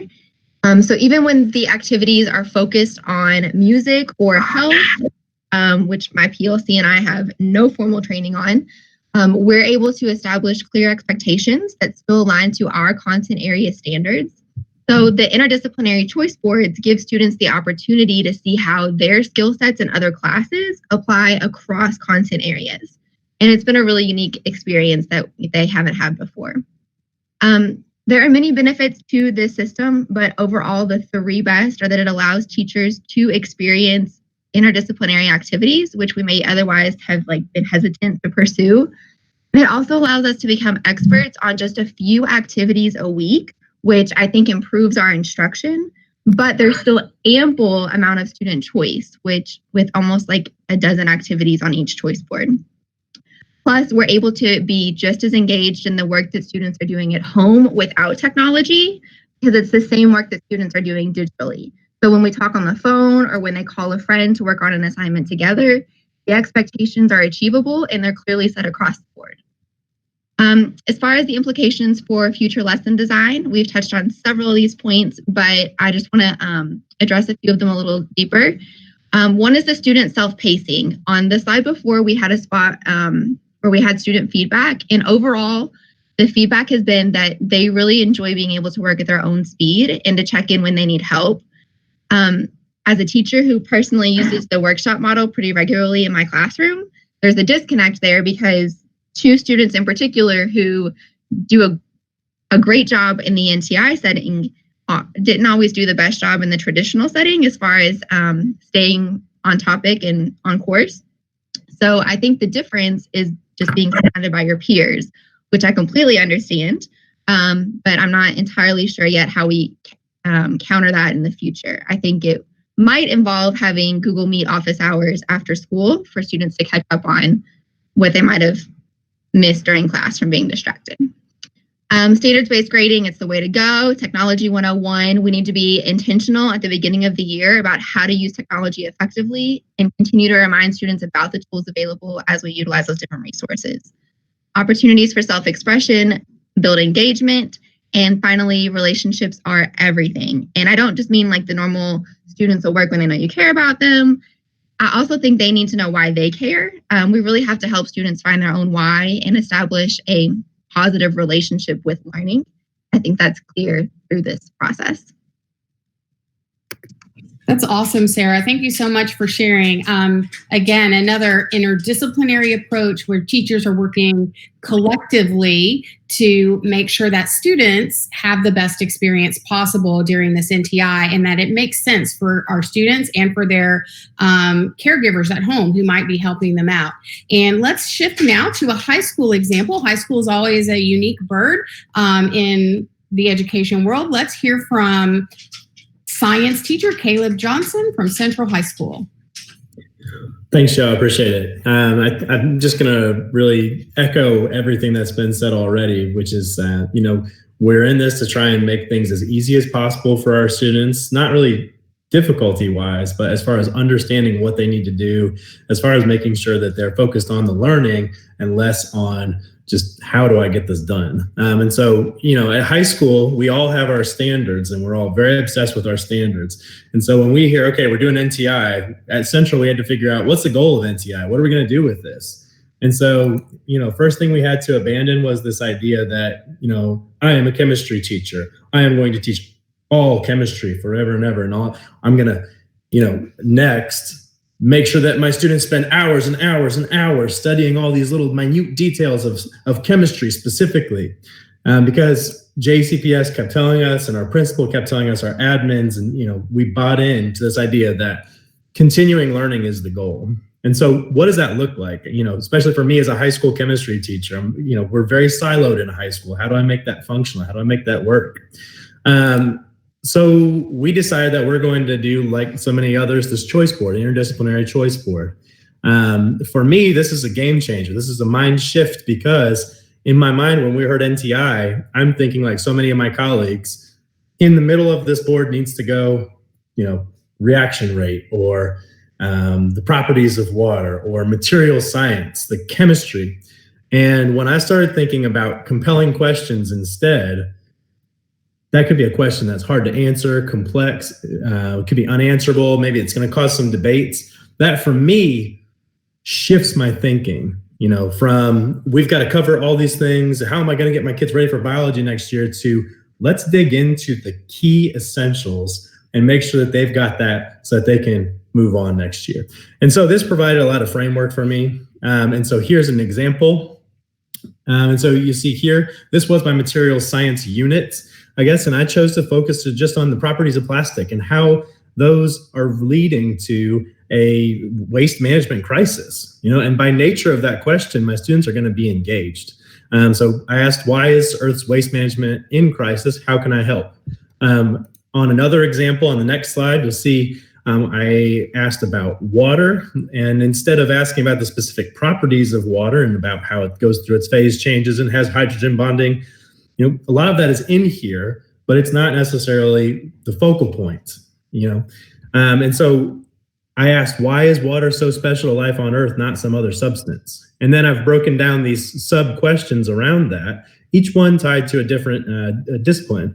And so, for my students, I've got a lot of kids that are sharing laptops, they're sharing devices with their brothers and sisters. I've got kids that are helping basically teach their brothers and sisters. So for me, flexibility is the key. I give them this on Monday. They've got until Friday to tackle 3 of these if they want an A+. I required, though, my students to do the yellow standard, the yellow question, because I really wanted them to make sure they had at least the bare minimum, the basics of the chemistry that they needed for next year. So let's take a look at some of these examples. And so here's what my students came up with. So they are putting their work into a PowerPoint, some of them, these Google Slides. They're making diagrams, making pictures, putting them in there. And it doesn't have to be 100% correct. The goal is for us to be able to give feedback. And so that was really a kind of a game changer for me as well. If we go back to the slides, I'll point out one more thing about these, the choice boards that we have, at least at Central, is that we have agreed that a hallmark of good education, a hallmark of good student work is these R&I framework that you see across the top: the advocate, the empathic citizen, thoughtful researcher, global leader, creative divergent thinker, and for them to be agents of their own learning. And so I tried to work that in as well. So really, this choice board, as a chemistry teacher, did kind of cause me to shift my thinking. So if we go, we can look at what's the response to this. I wouldn't get this kind of response on a day-to-day basis even, right? But I was shocked when I gave this weekly reflection survey at the beginning of the year, and I saw over 75% of my students are saying that my tasks are either always or most of the time engaging. They're interesting, they're educational. That is shocking to me. And that quote, I swear I didn't pay a student to write it. As far as me, like, what does this mean for me in my classroom and my teaching next year? I really want to try to find other teachers, and I've already started looking, that I can work with on this to try and, make more interdisciplinary chemistry, make chemistry apply to other aspects of their life than just, sitting down and having to memorize these facts, these science facts, to make it more applicable. So that's what we're working on. And yeah, if you have any questions, let me know. Thank you, Caleb. That's just amazing. I love how openly you're willing to share with us that you have had a mind shift. It's changed how you're doing things, and that the focus now is on feedback and continued learning, and how do we make sure that keeps going, and that this has shifted what may change across disciplines in your school and how you guys interact with each other in the coming year. Thank you for sharing that. Maddie, Suzanne, is there anything you guys would like to add to wrap us up today? You go ahead, Suzanne. Oh, sorry, Maddie. I think again, we just appreciate these teachers and their leadership. And I think what this reveals is just the importance of putting student experience and family experience at the center of how we're approaching work. We're not thinking about the standard first, the discipline first, the adult first. We are thinking about the experience of families and students first. And so I think that piece is so important. And these schools have empowered these teacher leaders, and that's so positive. And I think the fact that we've been able to iterate quickly, fail, learn, grow, hopefully we'll be able to apply these when we do go back to school. And then also just the eye on equity that all of these folks have revealed to us today, calling the kids that have the paper packets, talking with them, giving them feedback, ensuring that they have the same expectations and contact with teachers that kids with devices do have. I just appreciate all of this work so much, and I hope that we can continue to have that student and family-centered lens and that teacher empowerment lens as we move out of NTI in the coming year. Our exemplar teachers have embedded lots of resources and kind of a treasure trove of instructional ideas and design tools for you to use in your own classroom or use as a model. So don't forget to check out our slide deck that is linked onto the JCPS digital learning menu. And again, all the teachers that we featured today have linked tons of resources for you to use in your own classroom. So don't forget that resource is there as well. Thank you, Maddie. Absolutely. There was just so many good exemplars in there. I love that is linked. If you didn't hear, on the jcps.me/NTI website, go to our digital training schedule on the teacher page, and that'll be there. Check that out. Just so many things with Danielle and the parent organization, just from as a parent of a student, that was amazing. Hey, I wish my you're son not had streaming that. anymore. What's that? You're not. They cut over to the other person is streaming now. Someone else is. No. Okay. It should be me. But anyway, thank you. So many good things. Anyway, Danielle, Sarah, Caleb, great stuff. Thank you all. And it is 2:00 on the JCPS Digital Learning Channel. I am Jim Unger. And up next, we have professional collaboration in the virtual environment with Diane Robertson and Susan Krause, I do believe. Yes. And maybe a third. I don't know. Okay. Ready? Yes, we're here. How are you today? Doing great. Doing great. Good. Diane, So can you hear me? I can. I think we're doing well, and we'll go ahead and get started. Perfect. Like you said, we're going to be talking about virtual collaborative planning. And I'm Diane Robertson. I'm an instructional coach, and I'm the PLC support for early childhood. And this is Susan. Susan, you want to introduce yourself? Yes, I do. I'm sorry when my screen was still on the other presenter. I was listening to you, but seeing someone else. Okay, hi. I'm Susan Krause, and I'm an instructional coach for early childhood, and I'm currently located at Westport Early Childhood Center. So which one of you will be presenting today? Your screen. I would, and I would, Diane Robertson, and I am going to go ahead, if it's all right, and control the board to show my PowerPoint. Is that all right? That I am locked on. I don't see where to present now. Okay, so am I sharing my screen right now, though? How do you all usually handle? We see you. No, you see me. I see me. You see different right, than what I see. So I'm clicking when I lock on your head, it doesn't change. You guys see a little bit different than what I see. I see. I've got So you. right now I'm locked on. But usually but I see there's your face, a place not your for me screen. to hit present screen. How do I share my screen? Yeah, if you click on the dots and hit share screen. Okay, I see that, and right at the top. Look at that. Okay, and I need to also say, Susan and I are presenting, but we're also getting an additional support from Molly Siegel from Louisville Male High School, Matt Robertson from Cochran Elementary. And as you can tell, this is our first time. We are still seeing you. Oh, there we go. All right. We got this now. Look at us. We're over. And once you hit present, would you be kind enough to click on the CC down there at the bottom to turn on the closed captioning for our audience? Okay. You can hide that one. That one that says stop. You can hit hide on that one. The Hangouts. Okay. Perfect. There you go. Awesome. Then if you give that permission, hit the allow button. And then it should start captioning.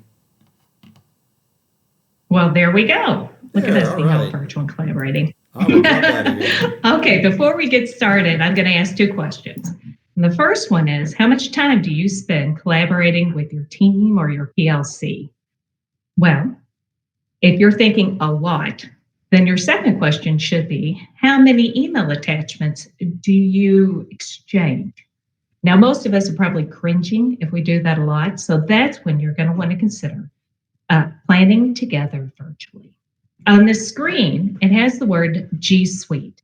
G Suite really just means Google Apps. And what we're going to be doing today is showing you how to create content simultaneously in real time and provide feedback. All right. When teachers go into Google Drive, the first thing they have frustration with is the fact that they're not using Chrome as their browser. So always make sure that you're signing in with that multicolored circle. Then the second thing that they typically have trouble with is signing in with their JCPS account. And the right-hand part of the screen, there is a circle. And if you hover over it, then you should be able to see your JCPS email address. If you have that, then you know that you're signed in. Okay, once you're signed in, you're going to have at the top this 3x3 grid, and that's actually called a waffle. And that's what's going to be your drop-down menu to find your icons. For us, we're choosing the icon that goes with the Google Docs. That's what we're going to be using to create our collaborative piece. And when we get to the Google Docs, we are going to click on that plus sign in the front. When we do that and it creates our document, it looks something like you would see in a Word document. At this point, we've got to share, and this is what makes it collaborative. In the right-hand corner, beside that user icon that has my profile picture, there is a blue rectangle that says share. When you click on it, this is where you're able to name your document. This would be just like if you were saving your regular Word document on your computer. You name it, and then, of course, you hit save, the blue box at the bottom. For collaborating purposes, after you shared it, you have to put in the email address. That's how you invite others to come and work on the document with you. Now, after this line where you enter the email address, there's a pencil at the end of it. This is important. This pencil lets you give certain rights to the people you're working with. You can have one person who's able to edit with you. Another person might give suggestions. And at that point, the person who owns the document can either accept or reject these suggestions. Others just make comments, and then there are those who will only view the document.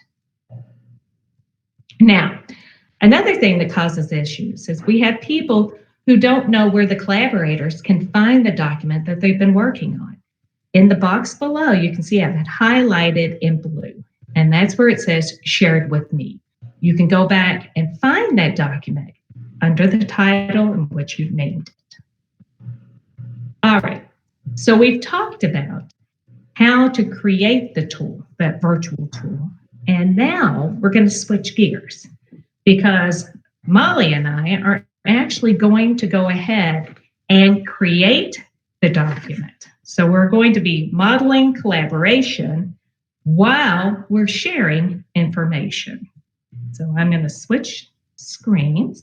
And while Diane is switching screens, I'm going to say that during this collaboration for us, it initially took us more time than a true face-to-face collaboration, but with time and practice, it does become more comfortable.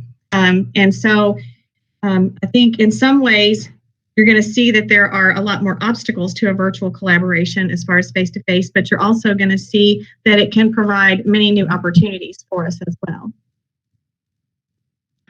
All right. So at this point, we should be looking at the document, our Google document, and at the top, there's a graphic that says Online Collaborative Tools. If we look in the corner, we can see that we're sharing with Molly.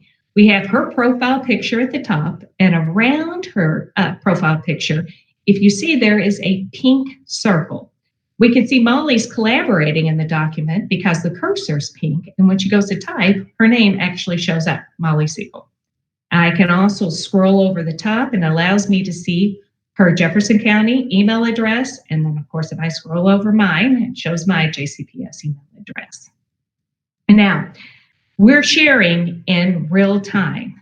And additionally, we could chat within this document too. So sending those attachments back and forth becomes so laborious, where here we can do it in real time.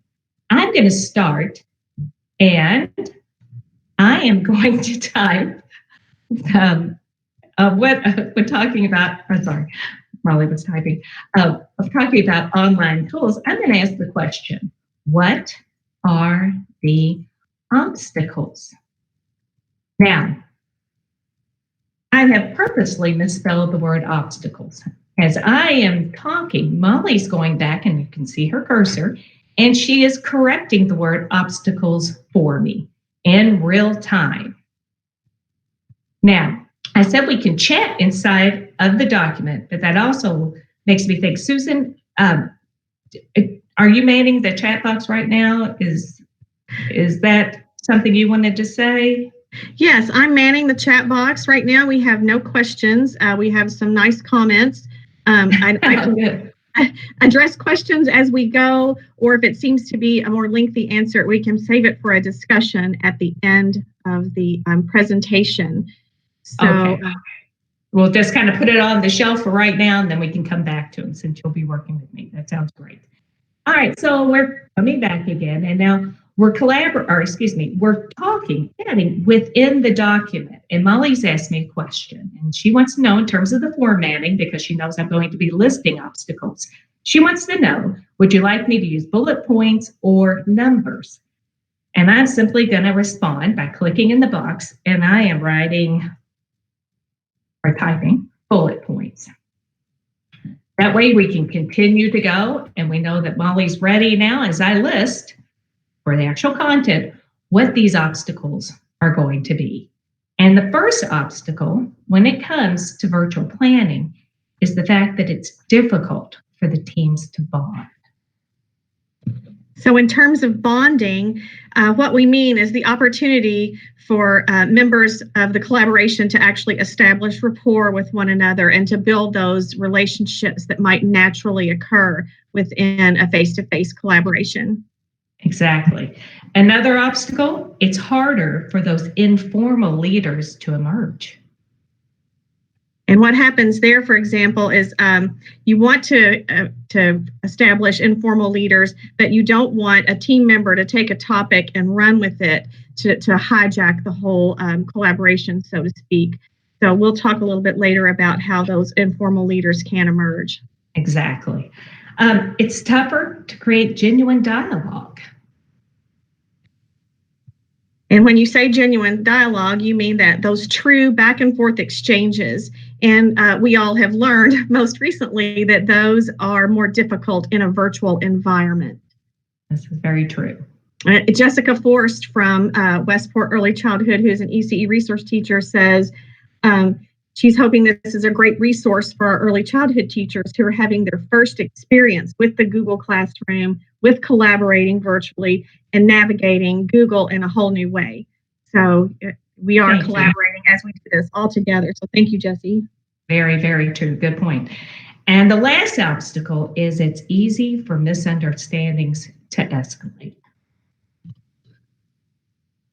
And I think a lot of times misunderstandings occur when you're using a virtual format or a text type format where the tone or the reader interpretation comes into play.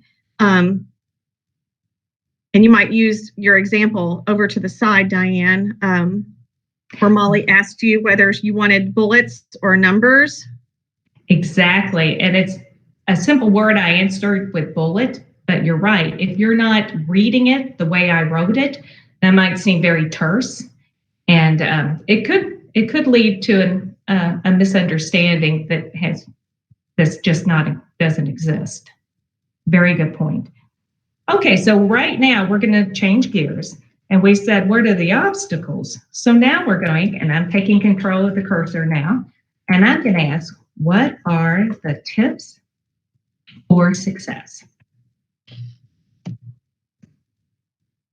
And And when we look back, the first one we're going to address is that idea of genuine dialogue. So important. And I'm going to the numbers that Molly asked about earlier, as we're talking about the tips. And this is true for any kind of team meeting or PLC. The importance of co-creating team rules and norms. And then I'm going to go ahead and go back with Molly as she's going to erase that too, and then she's going with letters as we talk about what that actually means with co-creating team rules and norms. And that would be things like, what are your expectations for communication? And this is really what occurs naturally in a meeting when you set the norms and you co-create. So you're operating like you would in a face-to-face meeting. And then if you are pulling everybody in for buy-in, then this will keep people from checking out, because if there's not a cohesive team, then people who are sitting on the sidelines might not feel as much of a part of this as you would were you sitting in a room virtually together. Exactly. Another discussion that needs to be had with those two team rules and norms, the decision-making process. Yeah, and I wanted to jump in there and say that we have probably someone from maybe elementary or middle school saying that this would also be a great way to see how you can have students collaborate on a project. So it's not just for us, it's students as well. Exactly. But then going into decision making, to me, that is, you still have to establish what are your goals and objectives. So just like teaching students, and you want to know what you want the students to learn, in this case, what do we want each person to accomplish during this collaboration? Exactly. All right, moving on. After decision making, another thing that needs to be discussed is conflict resolution, and that can be a difficult one. Yeah, and Diane, I think that happens with any collaboration where someone has to decide what needs to be addressed and discussed and immediately, and what's important enough that needs to come into play when you're following the agenda, as opposed to what needs to be tabled for a later discussion. Exactly. It's the kind of thing where you will say, you know what, I'll just call you, and then work it out between the two of you. And that's right. That's a conversation, again, that has to be had. The next thing, rules and norms still, is that clarification of the team goals and their priorities. And this is where we taught those natural leaders that we talked about earlier will emerge.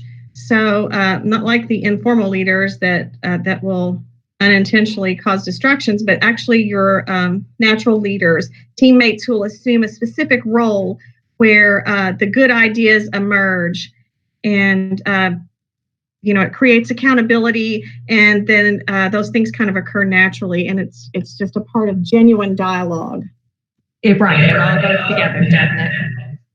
Okay, at this time, we're going with the last one when it comes to those roles and norms, and that's to define the members' roles, responsibilities, and their accountability. And like you said, Susan, when I hear accountability, I heard when you were saying that it's easy for certain people to become invisible when it's virtual. Exactly. And, teachers, we're task oriented. So, sometimes we need to know exactly what do I need to do and what steps am I going to take to get there. Exactly. Okay. So we have now the question of what do you do about the bonding? And of course, when it comes to bonding, you're going to have to, let's see. I'm taking control of the cursor, as you can tell, and I'm writing down number 2, which would be, and I'm going to do it, and I bet Molly will come back and fix it for me since we are collaborating together. Build virtual trust. When we're talking about building, sorry, Diane. When we're talking about building that virtual trust, that's kind of what we spoke of earlier, was those that trust that naturally occurs in a face-to-face collaboration. So it's going to be harder to build virtually than it is face-to-face, but it can be done. Exactly. So let's talk about what are those practical ways to build that virtual trust. And the first thing would be have pictures of the participants. And that's so funny because with all of these Google Meets and different virtual trainings that I've been in, meetings and trainings, it is easier to talk to someone and build some type of trust with a face that you can see as opposed to like someone's initial or, they've kind of ghosted out and you wonder if they're really there. But or they walked away. And I think it's also helpful, even on this document, where you can actually look at Molly's face and my face, just keeping in mind who your audience is there, the two people that are collaborating, or more. It just happened to be two of us on this one. Very good point. And this one is crucial. Let's fix that because Molly's going to take us to the next letter. And this is where you need to take a few minutes and to have that small talk at the beginning and the end. And I think that's something that's really easy to overlook, especially for people like me who are task-driven. But it's crucial. Don't you think, Susan? Well, and this is what we do, Diane, and people like me who maybe have too much of that small talk at the beginning of a meeting, but it's the small talk. It's what we do in real time. It's that chat up and, catching up on how you are, how each other, how's your family, what's going on at work. Let me tell you about this student, something that happened. So it goes back to that bonding that we discussed earlier and, that genuine, I'm happy to be with this group of people. And that small talk really kind of brings you together for something in common. And you might be thinking right now, okay, they're typing a document. How are they going to have that small talk? Well, this also addresses that other obstacle of de-escalation of misunderstandings. And you need to mix communication with video conferencing. And we're getting some of that small talk in the chat, which I think helps too. For instance, I have, let me go back, Russell Hockenberry, who says Diane Robertson was a master kindergarten teacher at Kenworth Elementary. So, that right there is a little bit of bonding going on.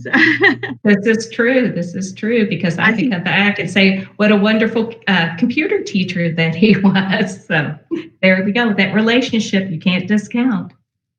When we're also talking about the video conferencing and the idea of de-escalating the misunderstandings, I think the video part of it that's so important is that you can see the facial expressions, the hand gestures, visual cues, things like that convey a lot of meaning. Yeah, and that goes back to what you said earlier, Diane, about possible misunderstandings or if we're what we said about only relying on reading a text and miscommunications, because sometimes what you do say or don't say is just as important as what you do or don't say, if that makes any sense. It does. Because that goes back to what we were saying when I responded to Molly in the text and I used one word. To me, that was efficient. But to her, that could have been terse. It could be, dismissive, if you would. Exactly. Right. So our whole idea here was to provide first an explanation of how to get to this point where you can collaborate virtually. And in the schedule, we also have a link where you can get to the PowerPoint with those step-by-step directions.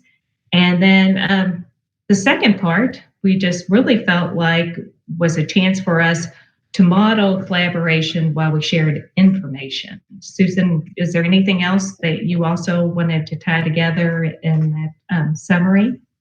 Well, I think you summarized it pretty well, Diane, just that, we've learned to collaborate virtually while planning this presentation. So for me, it took some time and it takes some time to get comfortable, and I can't even promise that I'm truly comfortable, but it does give us a little bit of a model of what this might look like And we have compared it basically to collaborating in real time because it's very much the same as far as setting the norms, building that trust, and having communication and creating a balance.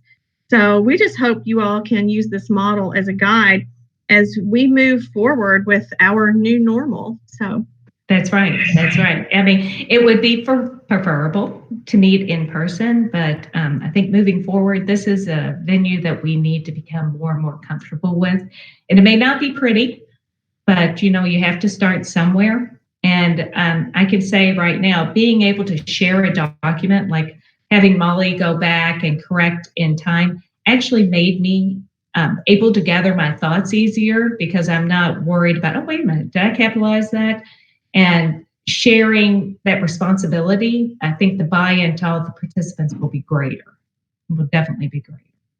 And, during the school year, when we get back to our traditional PLCs, this can be typed right on the agenda that we use, which will definitely be useful.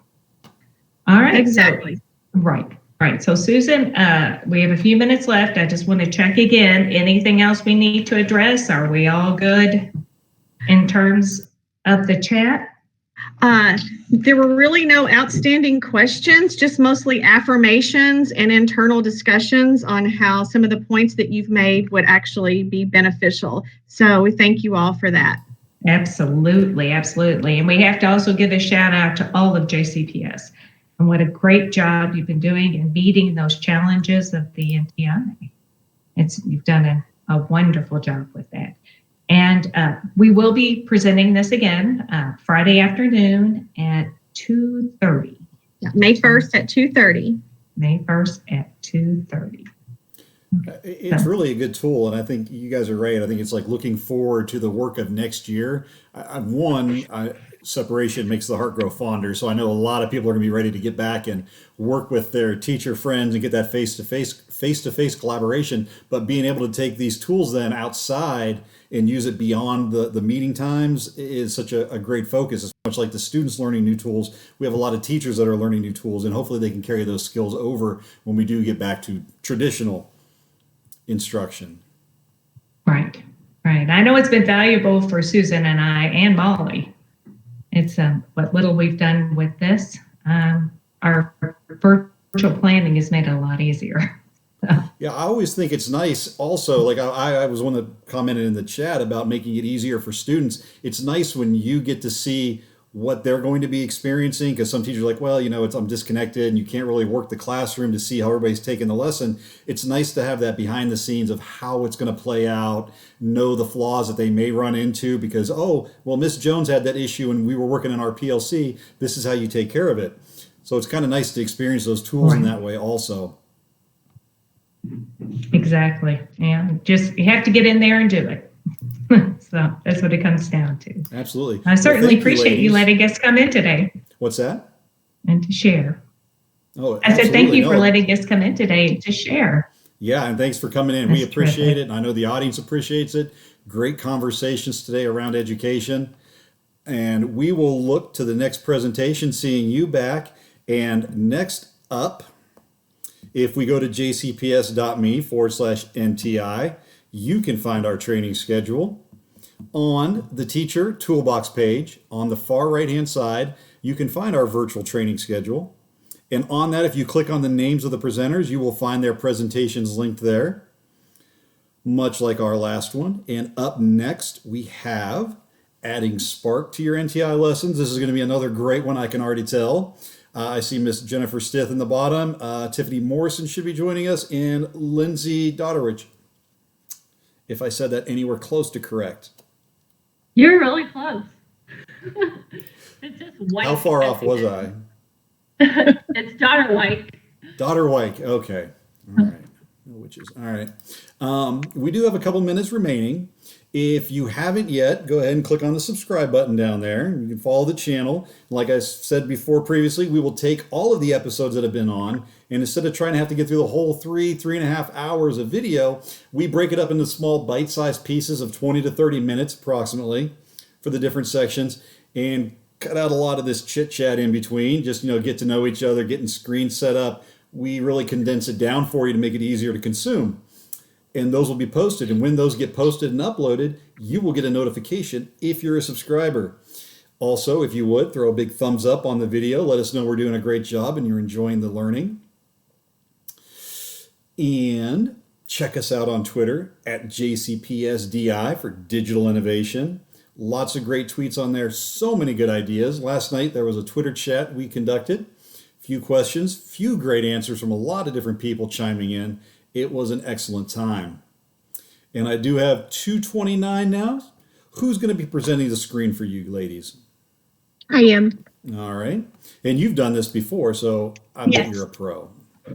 Okay. I want to keep my face for just a second, Jim, because Absolutely. I want them to see, and then I'll share because I'm going to be the voice behind the screen today. We are locked on you.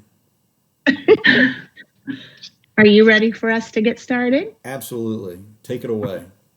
Okay, Lindsay, you want to start? Sure.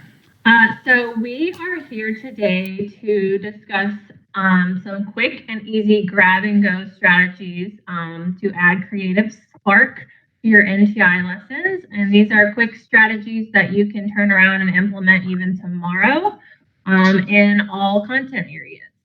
And I'm Lindsay. I am one of the gifted itinerant teachers for the district. I service students and help teachers and admin at 4 different elementary schools across the district. And I'm Tiffany Morrison. I have the same position that Lindsay has, so I'm a gifted and talented resource or itinerant teacher. I also serve 4 schools, and I can't wait to get started. And I'm Jenny Stith. I'm an academic instructional coach for the Gifted Office, and I'm just showing you my face because I'm going to be the one presenting the screen. So I hope you guys enjoy our presentation today and get a little spark for your NTI lessons. So I'm going to share our screen now. You can find our slides at the NTI portal, and we hope that you go in there and enjoy our session today. Are we good, ladies? Can you see it? Or Jim? Okay. Yep. And closed caption. Okay, we're going to begin with our norms today, and we just have 3. We want you to be present. So if you're on YouTube watching us live today, please be mindful of that and engage when we ask you to, and ask good questions, because we want our students to be engaged. Therefore, we want our teachers modeling the same behavior. And that kind of lends us into the second one, which is please participate. What's the point of it being live if no one wants to interact with us? And then the last one is just respect perspectives. You might hear something you don't agree with. And so just be respectful of each other and be open-minded to new ideas. We got all of our ideas today from this book by Patty Drapeau. It is a phenomenal book. It's a very easy read, and she gives 40 grab and go strategies that are practical, easy to implement, hands-on things that kids love to do. And it's K through 12, all content areas. So if you're looking for a great book to read this summer, we highly recommend this one. And Lindsay, take it away. Okay, so we're talking about creativity strategies, and the strategies we present target different aspects of creativity. So we wanted to start off with just a quick snapshot of the 4 kind of components that make up creativity. And those are fluency, which is the ability to come up with many ideas.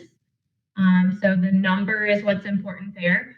Flexibility, which is the ability to come up with different types of ideas. So we're thinking about different categories of ideas, not 10 ideas that all kind of represent the same topic or category.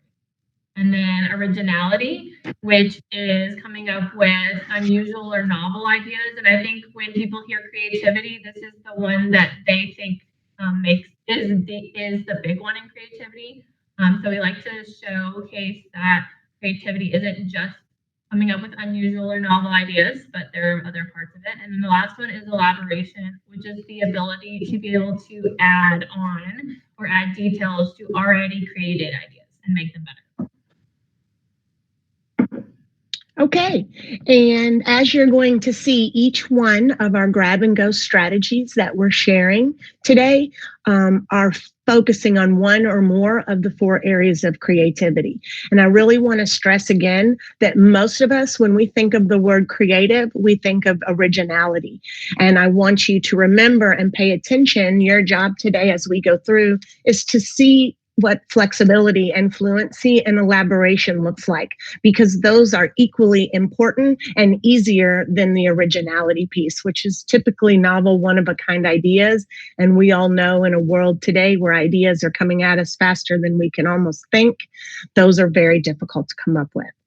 So we're going to start with a strategy that I believe would take some planning. Some of these strategies I've been presenting on can just literally, you can grab and go. When I think about this one, I feel like as a teacher, you would at least need to have the document read and made your own lists of pluses and minuses and assumptions, because it's pretty high level skill. As I'm sitting here and was preparing for this presentation today, I was looking at a couple of documents to see if I could figure out what assumptions we make. And so I think that if I'm struggling to kind of help communicate that idea, I think it will be very difficult for kids. And I love that, because that means it's going to get them thinking. So pluses, minuses, and assumptions is the first grab and go strategy. It targets elaboration, which is having lots of elaborating ideas. It's just exactly what it sounds like. So this tool is designed to evaluate assumptions, and students will brainstorm positive and negative ideas from an article or a text they're presented with. And then they generate a list of the possible assumptions that the author has made or that people can make. So let's look at a classroom example. Here's a social studies.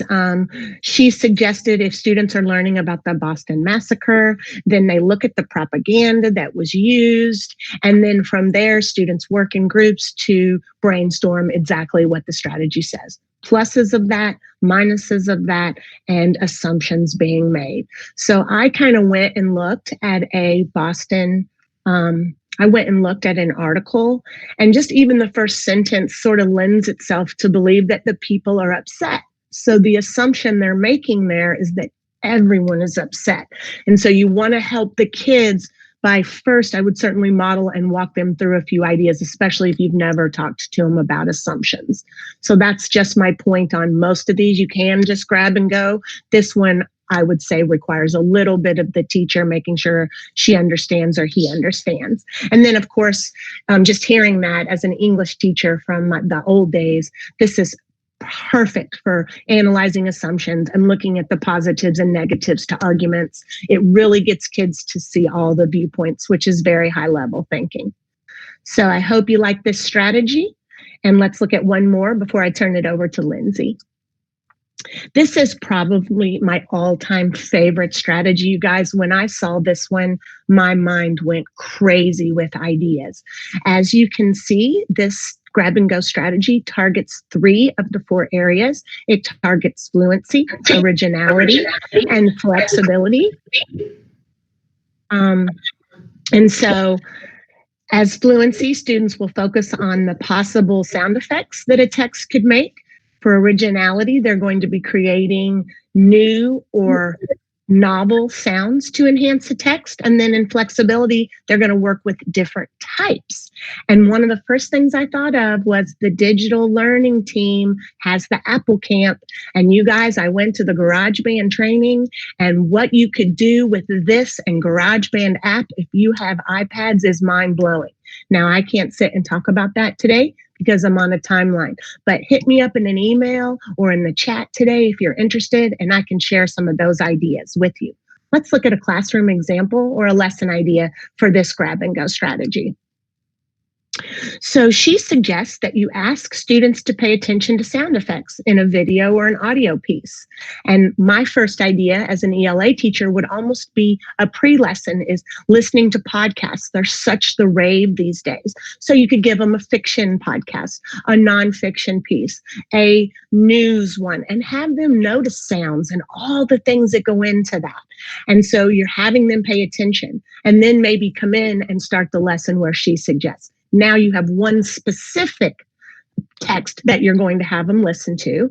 Then you're going to brainstorm and think about what effects do the sounds have? Are they helping the listener?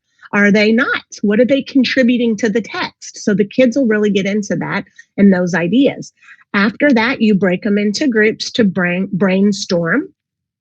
And then they're going to see, as you can kind of see my arrows, I'm not going to read everything to you. They eventually come up with their own sounds for text. And I was even thinking, you guys, they could create their own podcast. They could make it acting. You could now go into other apps and Apple teachers. This is a technology and a gifted dream come true. So I love that I'm thinking of those comparisons and that marriage between those two so nicely. So I hope you've enjoyed these two. I'm going to turn it over to Lindsay for the next two grab and go strategies.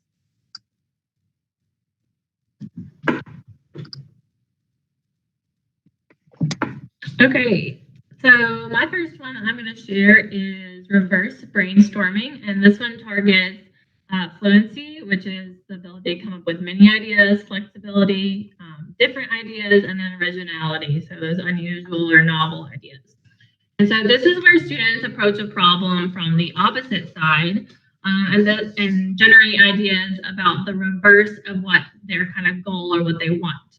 And this helps students kind of develop new viewpoints and be able to take the perspective of an opposing side or viewpoint. And then that lends itself to helping them create original solutions and responses. So it's just a new way of thinking about their original problem from the reverse side. And we'll look at a few examples of that. So these are just some examples. You can really use this for any kind of viewpoint or topic that you're studying, but students can think about how to increase pollution instead of reducing pollution. In ELA, when reading a fictional text, think about how to intensify a situation for a character instead of solving that problem. Thinking kind of middle school, high school social studies, promoting more wars instead of thinking about how we can minimize wars. So this allows students to kind of come up with original or new ways to counter argue their viewpoint. It also helps with kind of perspective taking and being able to put themselves in an opposing viewpoint's shoes and analyze the problem in a different way.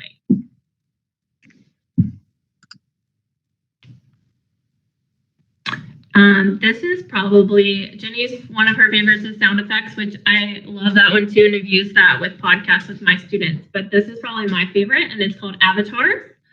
And avatars are just computer-generated characters in a virtual world. And so the way that this strategy works is students create themselves as a character and place themselves in a world relating to the content that you're studying. And this kind of sparks imagination in your students and also ties into kind of getting them to understand emotion and use those emotions while in this world. And so when they enter these, their avatar enters these virtual worlds, they describe what they see, hear, feel while in this imagined new world. And so the good thing about this is it can be technology based. There's lots of ways to have them actually create the virtual world, but they don't have to. They can imagine this virtual world and enter it that way as well. And one thing I want to touch on that I forgot, and we said it yesterday, so if you tuned in, you've heard it, but today I want to hear it again. All of these strategies, you guys have to be used within the context of your lesson. Don't let the word creativity let the kids just come unhinged. If you're reading a fictional piece and created an avatar for a fictional piece, that character cannot fly or do magic or anything like that. So just keep in mind, as much as we want you to have fun and be creative with kids, please make sure you're keeping it within the context of your lesson. So here are some examples of maybe how you could use it. So if you are an elementary math person, you might ask your students to create an avatar and enter the world of polygons. They might record what they see, how do they feel, are there any polygon issues, what conflicts are there? So that really forces them to take a deep dive and critically think about the content in a new way and also kind of imagine what would a world of polygons look like. Another one maybe for science would be to have them create an avatar and go inside Earth's crust to explore volcanoes. What is happening? Who or what else is there? What evidence or lack of evidence do you see that supports the theory of plate tectonics? So really having them, it really sparks that imagination and creativity, but also makes them think very deeply and critically about the content. So this is kind of what Jenny was talking about. You have to make sure there is a connection between their imaginary travels and the real content information. This one's really fun because they do get to create their own avatar, whether that's in a virtual world that they actually create or imagined world. But they have to connect it to that real content information. Students can give themselves power, strengths, and abilities beyond what is human because they're creating their own avatar, but they must be able to blend kind of that fantasy world with the real and have reasons behind their decisions. So a really good way to make sure this doesn't go kind of into left field with their imagination is to all the claims they're making about what they're seeing, feeling, and hearing, have them write or explain kind of the reasons for those decisions that they're making in their world.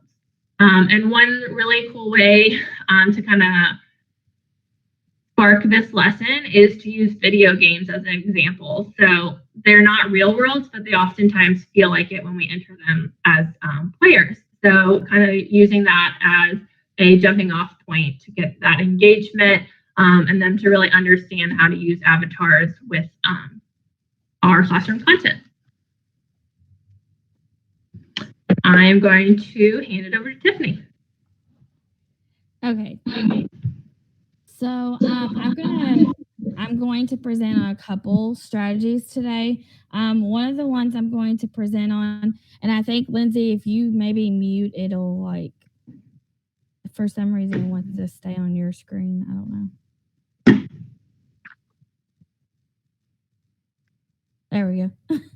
So one of the strategies I want to do is visualize, draw, and write. And this strategy is actually pretty simple to think about. You just have to read a book, teach a content, and then when you do that, have them stop, visualize, think about what they read, what they learned, what will happen next.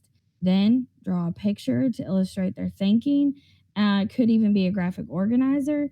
And then from that point, then they're going to then use elaboration to write about what they have drawn.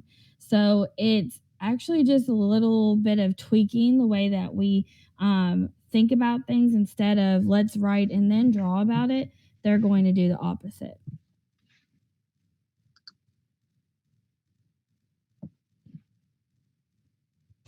Here's one example. This is an elementary science example. So if you were reading a text and it said the clouds changed from white puffy cumulus clouds to dark tall clouds, the wind began to die. It was perfectly still. Suddenly the wind picked up and started to blow hard. So then you have a stop, visualize. What do you think is going to happen next? Let them have time to think and draw. And then they might draw a picture, and this is just a little clip art picture. And then they're going to use their details to describe what's happening in the picture, what do they think is going to happen, what is associated with the images that they drew in their picture. And like I said, it's just important to think a little bit of reverse thinking. Let's first draw and then write so that they have something to write about instead of having them write and then draw about it.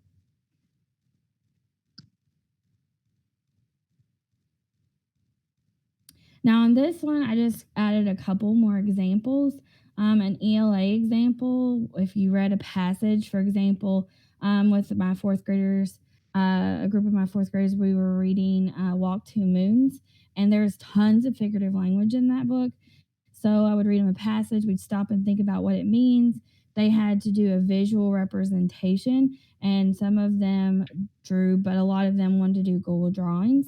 And then after that, they would explain what that was and then support with evidence. And then down there at the bottom, I just put some examples of some of their Google Drawings that they actually came up with.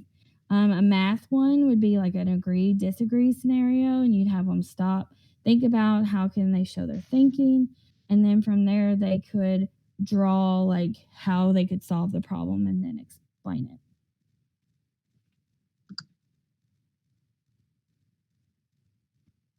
My next one is imagination word prompts, and I am going to say a lot of us have done this probably in our classroom, and you can do either increase fluency with this or flexibility. So with fluency, you'd have them list many alternatives. With flexibility, you would have them wanting them to find differences, and you would use words like imagine, what would, what if, adjust, visualize, those types of words to get them thinking about these other alternatives.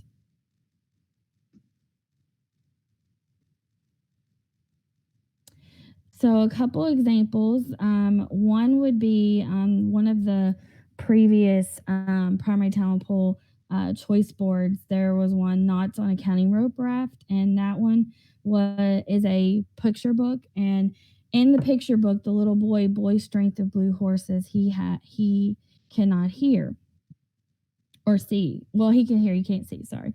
And his grandfather likes to describe colors to him, and he describes blue. And so I would have the kids choose a different color and list as many ways that they could to describe that color to someone that could not see the color. And then another one would be with social studies. You could do a what if prompt, like what if blank did not happen in history? How would things have changed? How might today be different? What might be different about the way we live our lives? So those are just a couple examples. A lot of creativity screeners are like this when you're looking for creativity among identifying the students for it. Like what if you woke up with 5 arms instead of 2? But like Jenny said, we want these to be in context. That would just be a screener example. And then we included this in our first round, but this is just a choice board using these creativity strategies in reading and writing. And these are a lot of the strategies we've already talked about: sound effects. We've talked about 3 wishes previously: visualize, draw, and write. So you can use these strategies within creating things during your reading workshop or choice boards like in this example. And one thing I want to add here that we mentioned again yesterday is we all work in the gifted department, but we want you all to understand that these strategies are good for all kids. But the good news is a choice board like this that Tiffany has created in reading class would service your creatively gifted kids. It would also serve your specific academic aptitude in ELA kids or in language arts. So if you're looking at this, because of the high level of rigor that creativity works at, in combination with creativity in general, you're hitting 2 kids. You can almost get a general intellectual kid in there as well, because these are typically higher level of Bloom's taxonomy. And so we want everyone to know that we have best practices for all kids, but these also count as services as you're moving into next year and thinking about how to service gifted kids. Ladies, do you want to add anything else? With a choice board like this, for your younger kids, you would just take away some of the options and have them use that as well. So that could be used these strategies can be used for any age level. That's a great point. And all of us are pretty active on Twitter. You can follow us over here is our Twitter handles. And if you have any last minute questions about creativity strategies we presented, you can drop them in the chat. I don't see any questions. Everybody was enjoying your presentation. I know myself, I'm going to go into your slide set, make a copy of it because it is linked on the schedule for the channel. And just so I have some of those slides, because we love the colors that we're seeing on those when they go through. That is a great slide set. I'm just going to make a copy and tear it up. I tell you what, that is awesome. Well, thanks for that. That's nice. We try to be creative in our creative presentation. Absolutely. It's really good. Thanks. So if anybody else wants to check that out, and along with that, let me say this also, because Jennifer was talking about the identification and the servicing of gifted and talented students. If you go to the JCPS Digital Learning channel and you go to playlists, there's an entire playlist on identifying and servicing all the different areas of gifted and talented. They were all created throughout the year this year, and it's an excellent playlist. Anything that will help you with your gifted and talented needs, it is there. Thank you. Thank you. Also, check that out. It is on the jcps.me/NTI website. You click on the Teacher Toolkit. It'll take you to the Teacher Toolkit page. And then on the right, in the top of the bar, it will say Digital Channel or Learning Channel Training Schedule. Click on that schedule, and that is where you will find all of these great presentations linked that you can get to at your own time. And then you can come back, and if you've subscribed, which is down below, if you've subscribed to our YouTube channel, you'll get updates whenever we cut this up and release the separate videos. So you can come back and see those, and anything you might have missed on a morning or an afternoon throughout this week, the previous weeks, they're constantly being uploaded throughout the day. So stop by and check those out. Coming up at the 3 o'clock hour, we will have PDL supporting new teachers. And that will be with Tara Isaac, Sarah Reed, and maybe a couple other friends I see on here. But we do have a few minutes, so check that out. You can also go to, we'll see if I can bring this up here. As you saw, they had their Twitter handles there. And of course, we have a great Twitter channel you can check out.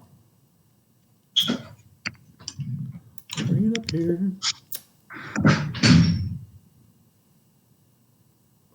Going. And you're going to look for, you can search our hashtag up, which is hashtag JCPS, capital D, dig, capital IN, or at JCPSDI for digital innovation.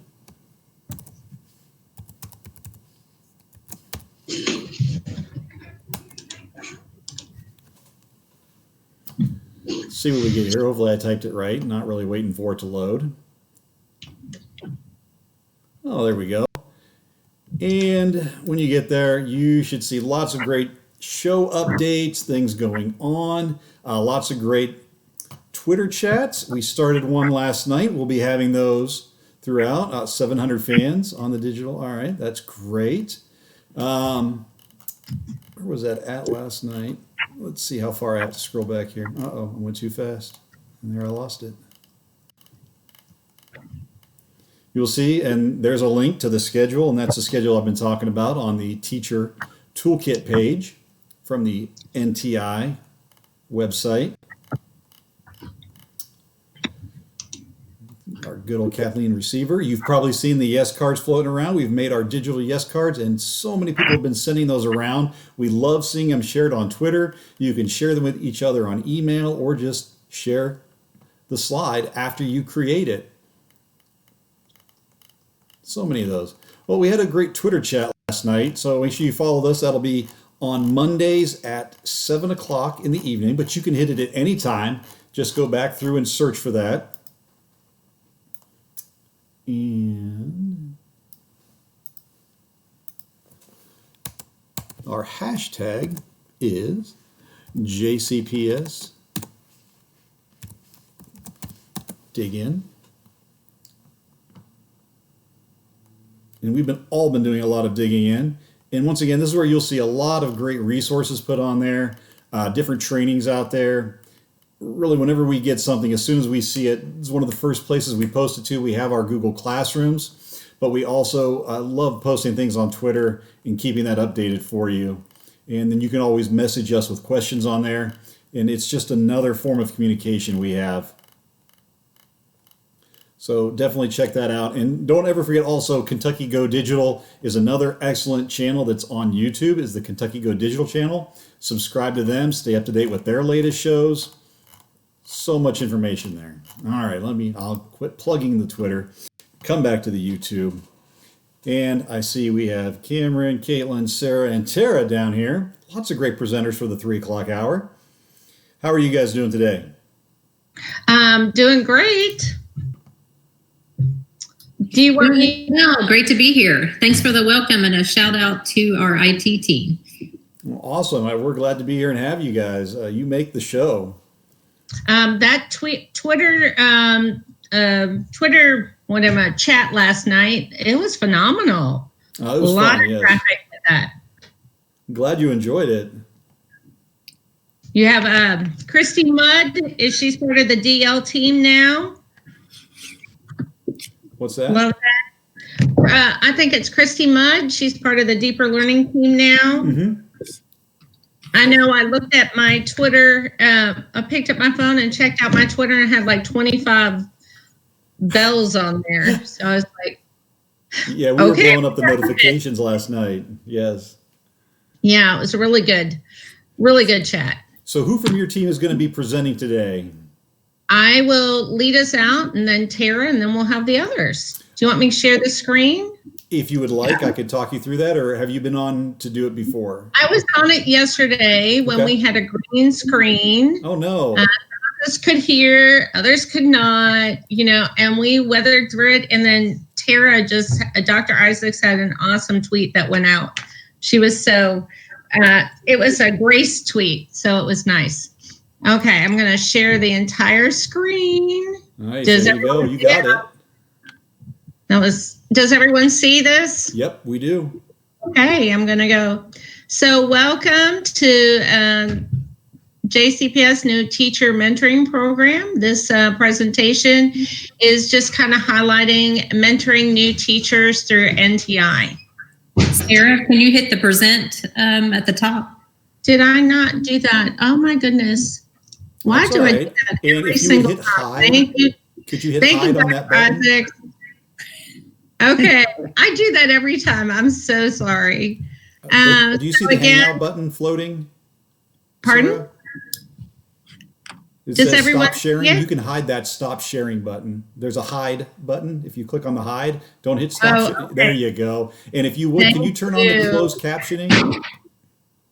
You want closed captions? Yes, ma'am. There you go. That is perfect. Okay, I love how If you're you hit driving. allow, so it picks up your microphone.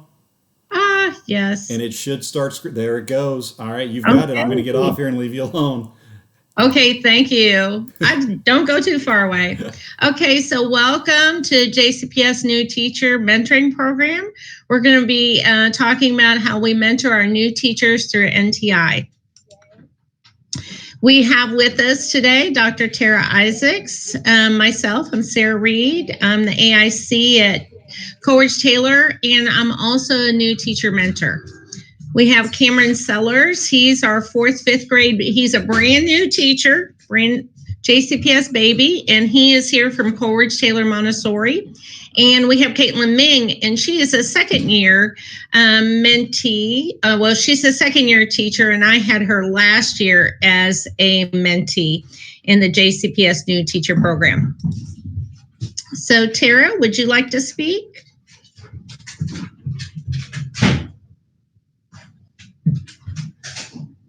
Tara?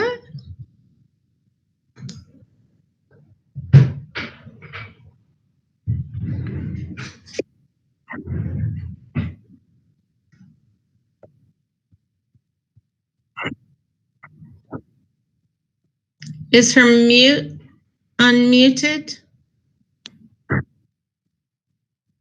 Okay, this is why. Is she here? No, she's completely dropped out of the call. Her picture had frozen, so she had lost connection. She'll probably jump back in a minute or two. Okay, so what I can do is I can leave her slide. When she comes in, I wonder if I can come back to it. Is there a back and a forward? Yes. Yep. You should be able to use the arrows, I think, on your keyboard. Okay, good. Thank you. I'm using the mouse. I'm a mouse person. Oh, no, I understand. Old school here, and that's Tara's side. Okay, so I'm just going to go over the JCPS Mentor Program mission. Our mission is to support professional and personal growth of new teachers. It's also to increase teacher retention. That 5-year window mark is when we really kind of critical period. So if we can get them in at the beginning and we can give a mentor in the building, then we're stabilizing our new teachers. It's also to provide opportunities for mentor professional learning, and this program is what this is all about today. And that's all really to support student learning and achievement. When we have a high achieving teacher in the classroom, our students are going to be learning and gaining as they move forward in the county. So I'm Sarah Reed. There's my Twitter handle up at the top, KYToy15. And yes, I'm a new teacher mentor. So when I'm working in NTI, in supporting these new teachers, the mentee-mentor relationship is really new within this NTI context. But I think there's ways that we can prepare and support and enable our mentees for our JCPS new teachers to be effective, and giving them grace is really important. And so grace comes through listening and support. They're new in the classroom. They may know about Google Classroom, they may not. So the second bullet, co-planning. One of the things I do is I go in and I'll go through Google Meet. Sometimes I'll go to Zoom. And then there's the handy phone. And I'll say, okay, what are you going to do this week? And how about if I plan something, you watch me how I do it, and then you plan. Pardon? Okay, I'm going to roll back up for Dr. Isaacs. Dr. Isaacs?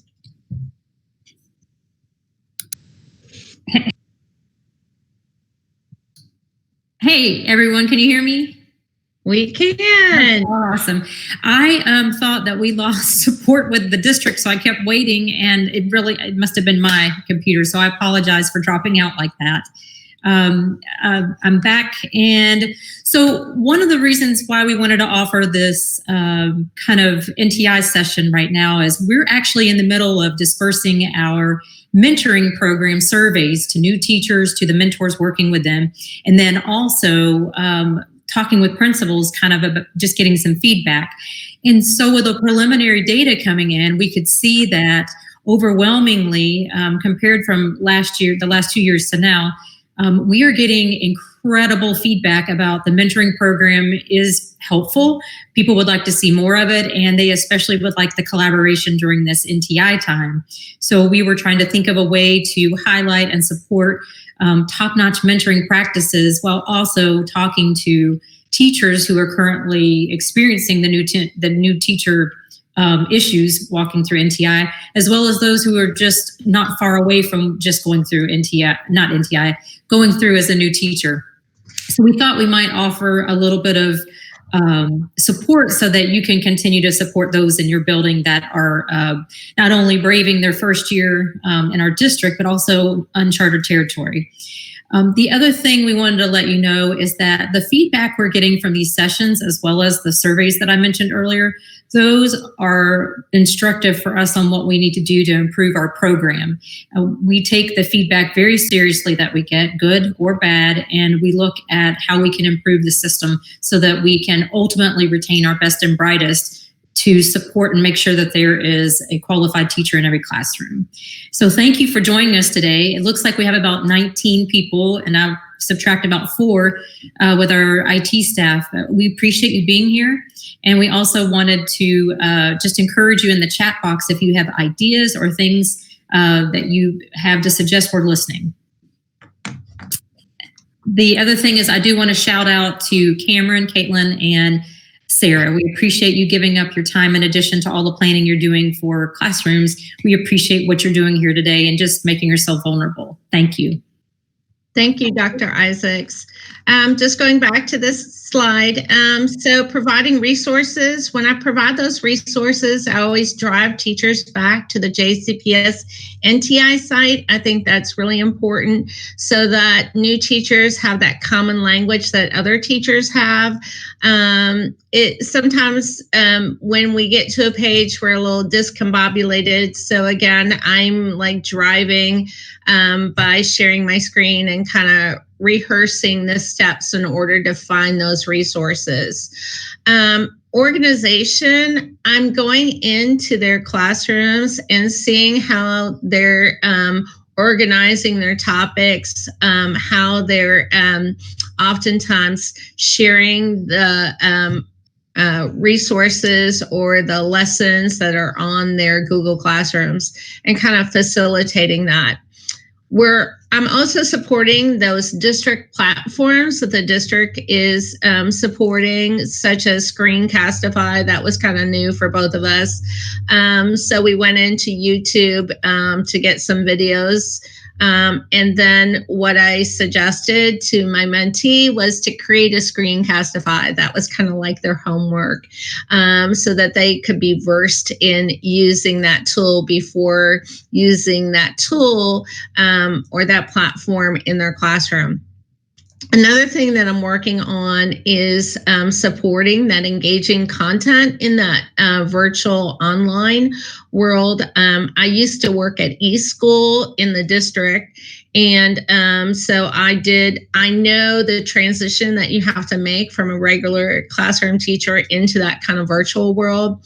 So I kind of share some strategies, and I also share like YouTube videos or like some blogs where teachers have gone in to kind of share their strategies so that we can read those strategies together and decide, how work with the mentee to decide, I'll take that tidbit away, that strategy, and try it out on my own. This right here is called the teacher emotional roller coaster graph.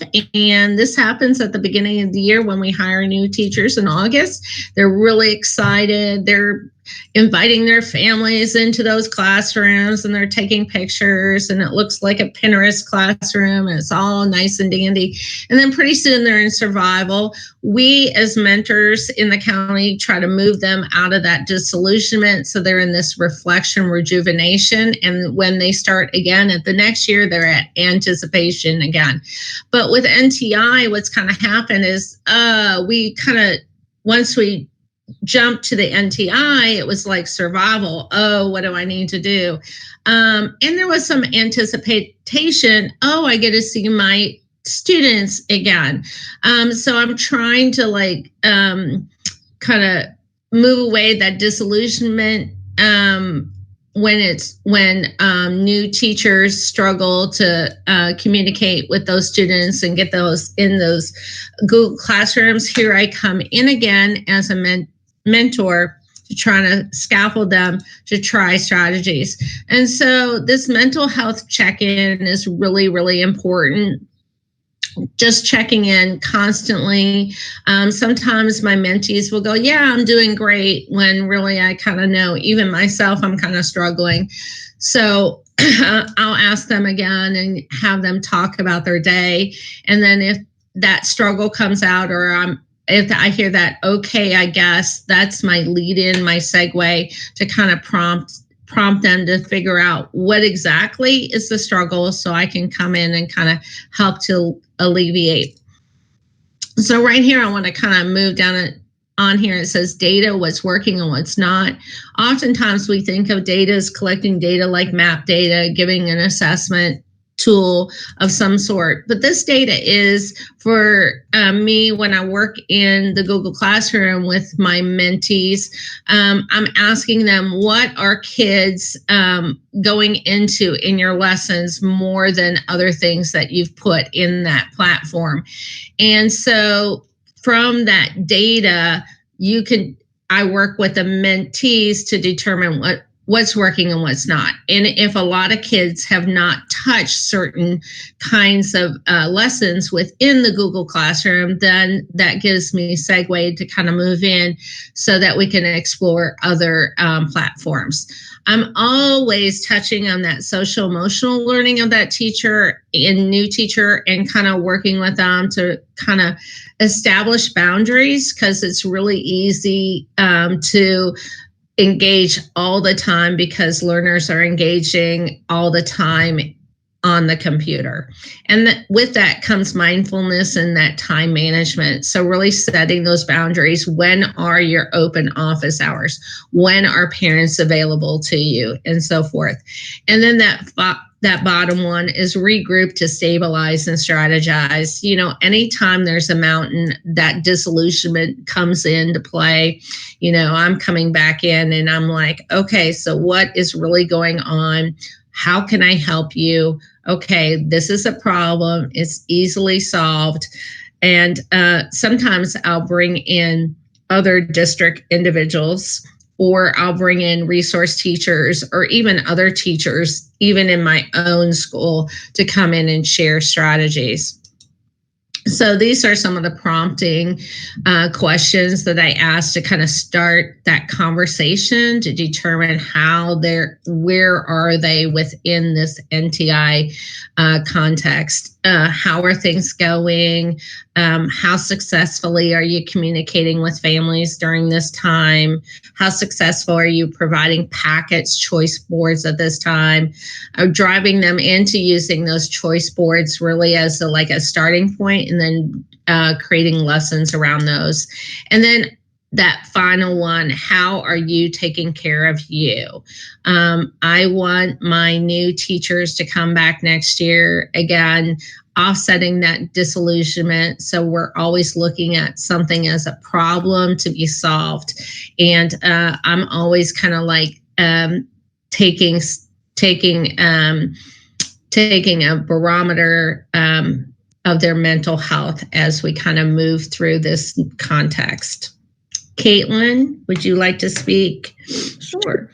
So as they mentioned, my name is Caitlin Meng. You see my Twitter handle there at the top. I've really enjoyed working with my mentor throughout the first year of teaching for me, which was last year. And then I've also continued to work with my mentor throughout this school year. I told my mentor, you can't leave me. I still need you. So what I loved about working with my mentor the most was the knowledge of the resources, especially now as we're going through this new time of NTI. My mentor had a vast knowledge of those online tools that can be used to help increase student engagement. The curriculum, the progression of the standards, especially with the new standards that just came out, knowing this is what kids need to know now, this is what they're going to need to know later, kind of working through that progression when it comes to instructional practices. Relationship building with students is a big one. That's something that I felt that I've always been good at, but it's also nice to see other adults in the building making relationships, and even my mentor able to make relationships with some of my students. That's kind of one of the benefits of having my mentor work in the same building as me. Another benefit of that is when we're doing non-NTI instruction, observations of lessons where my mentor can give me feedback for improvement. What do you think went well? What do you think could change? Kind of those pluses and deltas. So I grew a lot last year in my first year of teaching, and I honestly think that was because of the mentor process that I was able to work through. And I hope that one day I'll maybe get to be a mentor to someone else that is starting their teaching career. I think you'd be a wonderful mentor because you just have lived that process. We're an AIS school, so it's challenging at times. You have been, again, lived through the experience. So again, I think you'd be an awesome mentor. One thing Caitlin did, and so as a second year teacher, last night she brought me in to a Google Meet. So that was kind of nice. We're working on trying to figure out how to do the backpack presentations. And so I really appreciated her bringing me in so that I could provide feedback to her so that this would be a successful opportunity for the students. Cameron, would you like to speak? Yes, ma'am. That'd be very nice.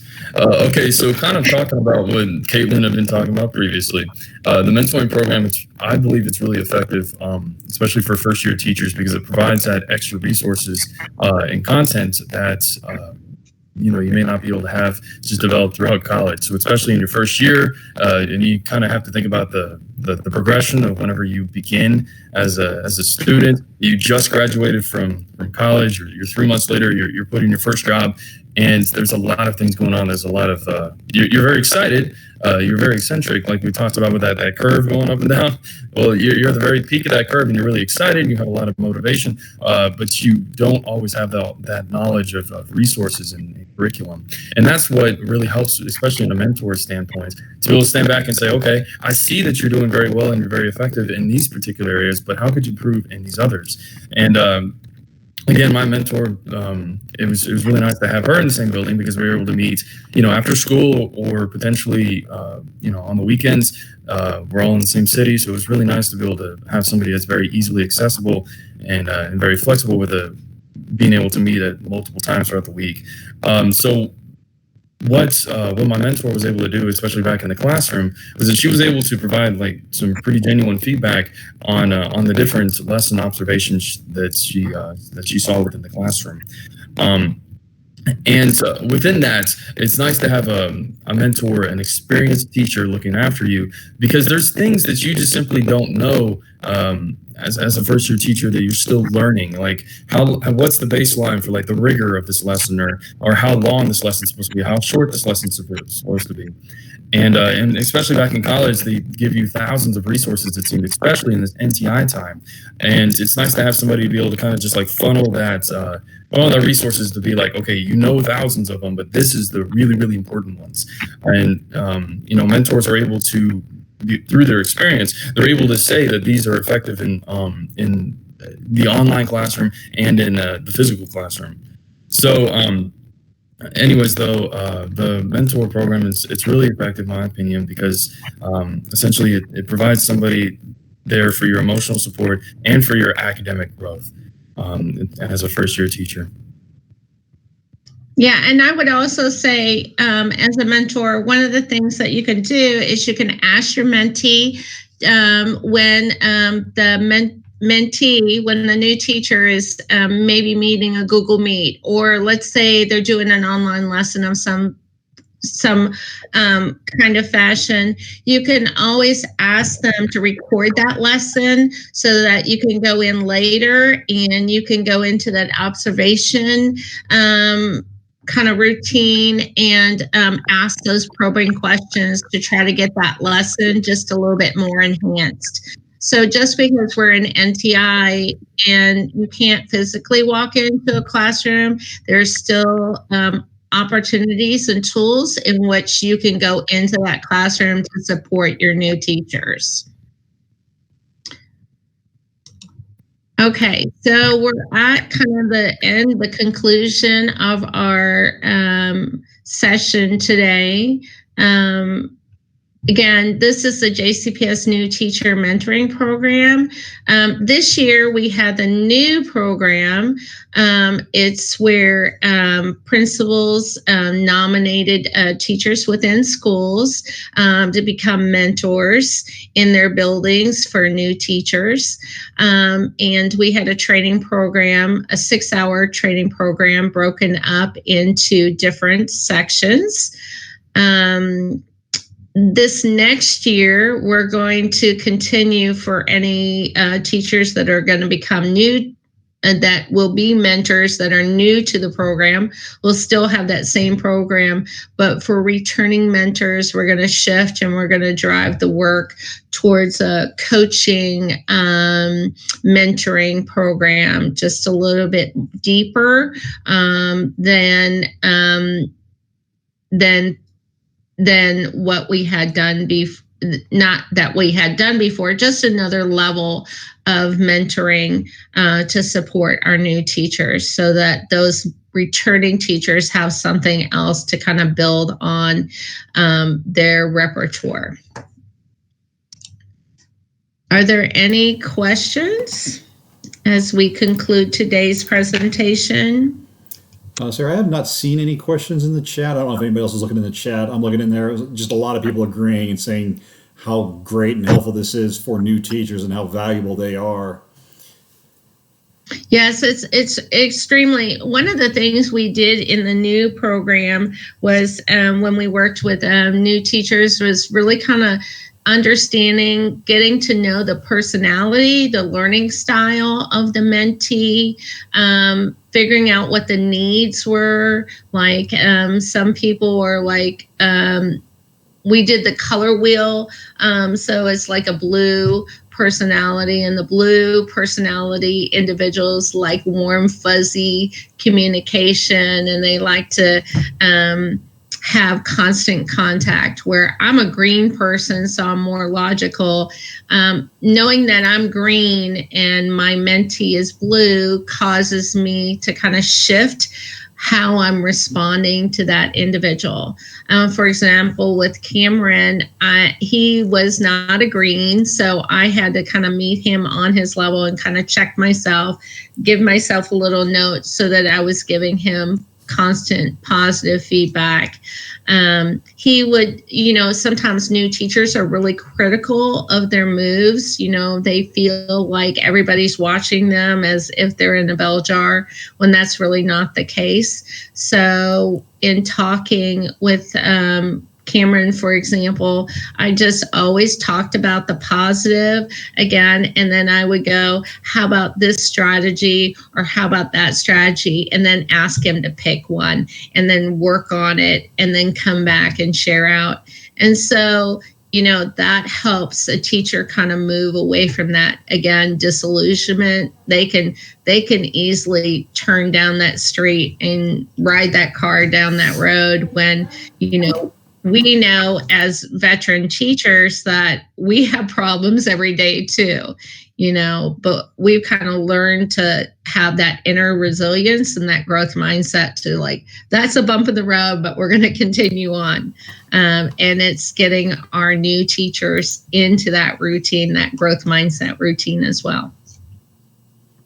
Yeah, it's an excellent program, and I'm happy to hear them saying that. I know we have so many new teachers that the outreach just needs to be there, and that it's such a good base program. We need to definitely build on that.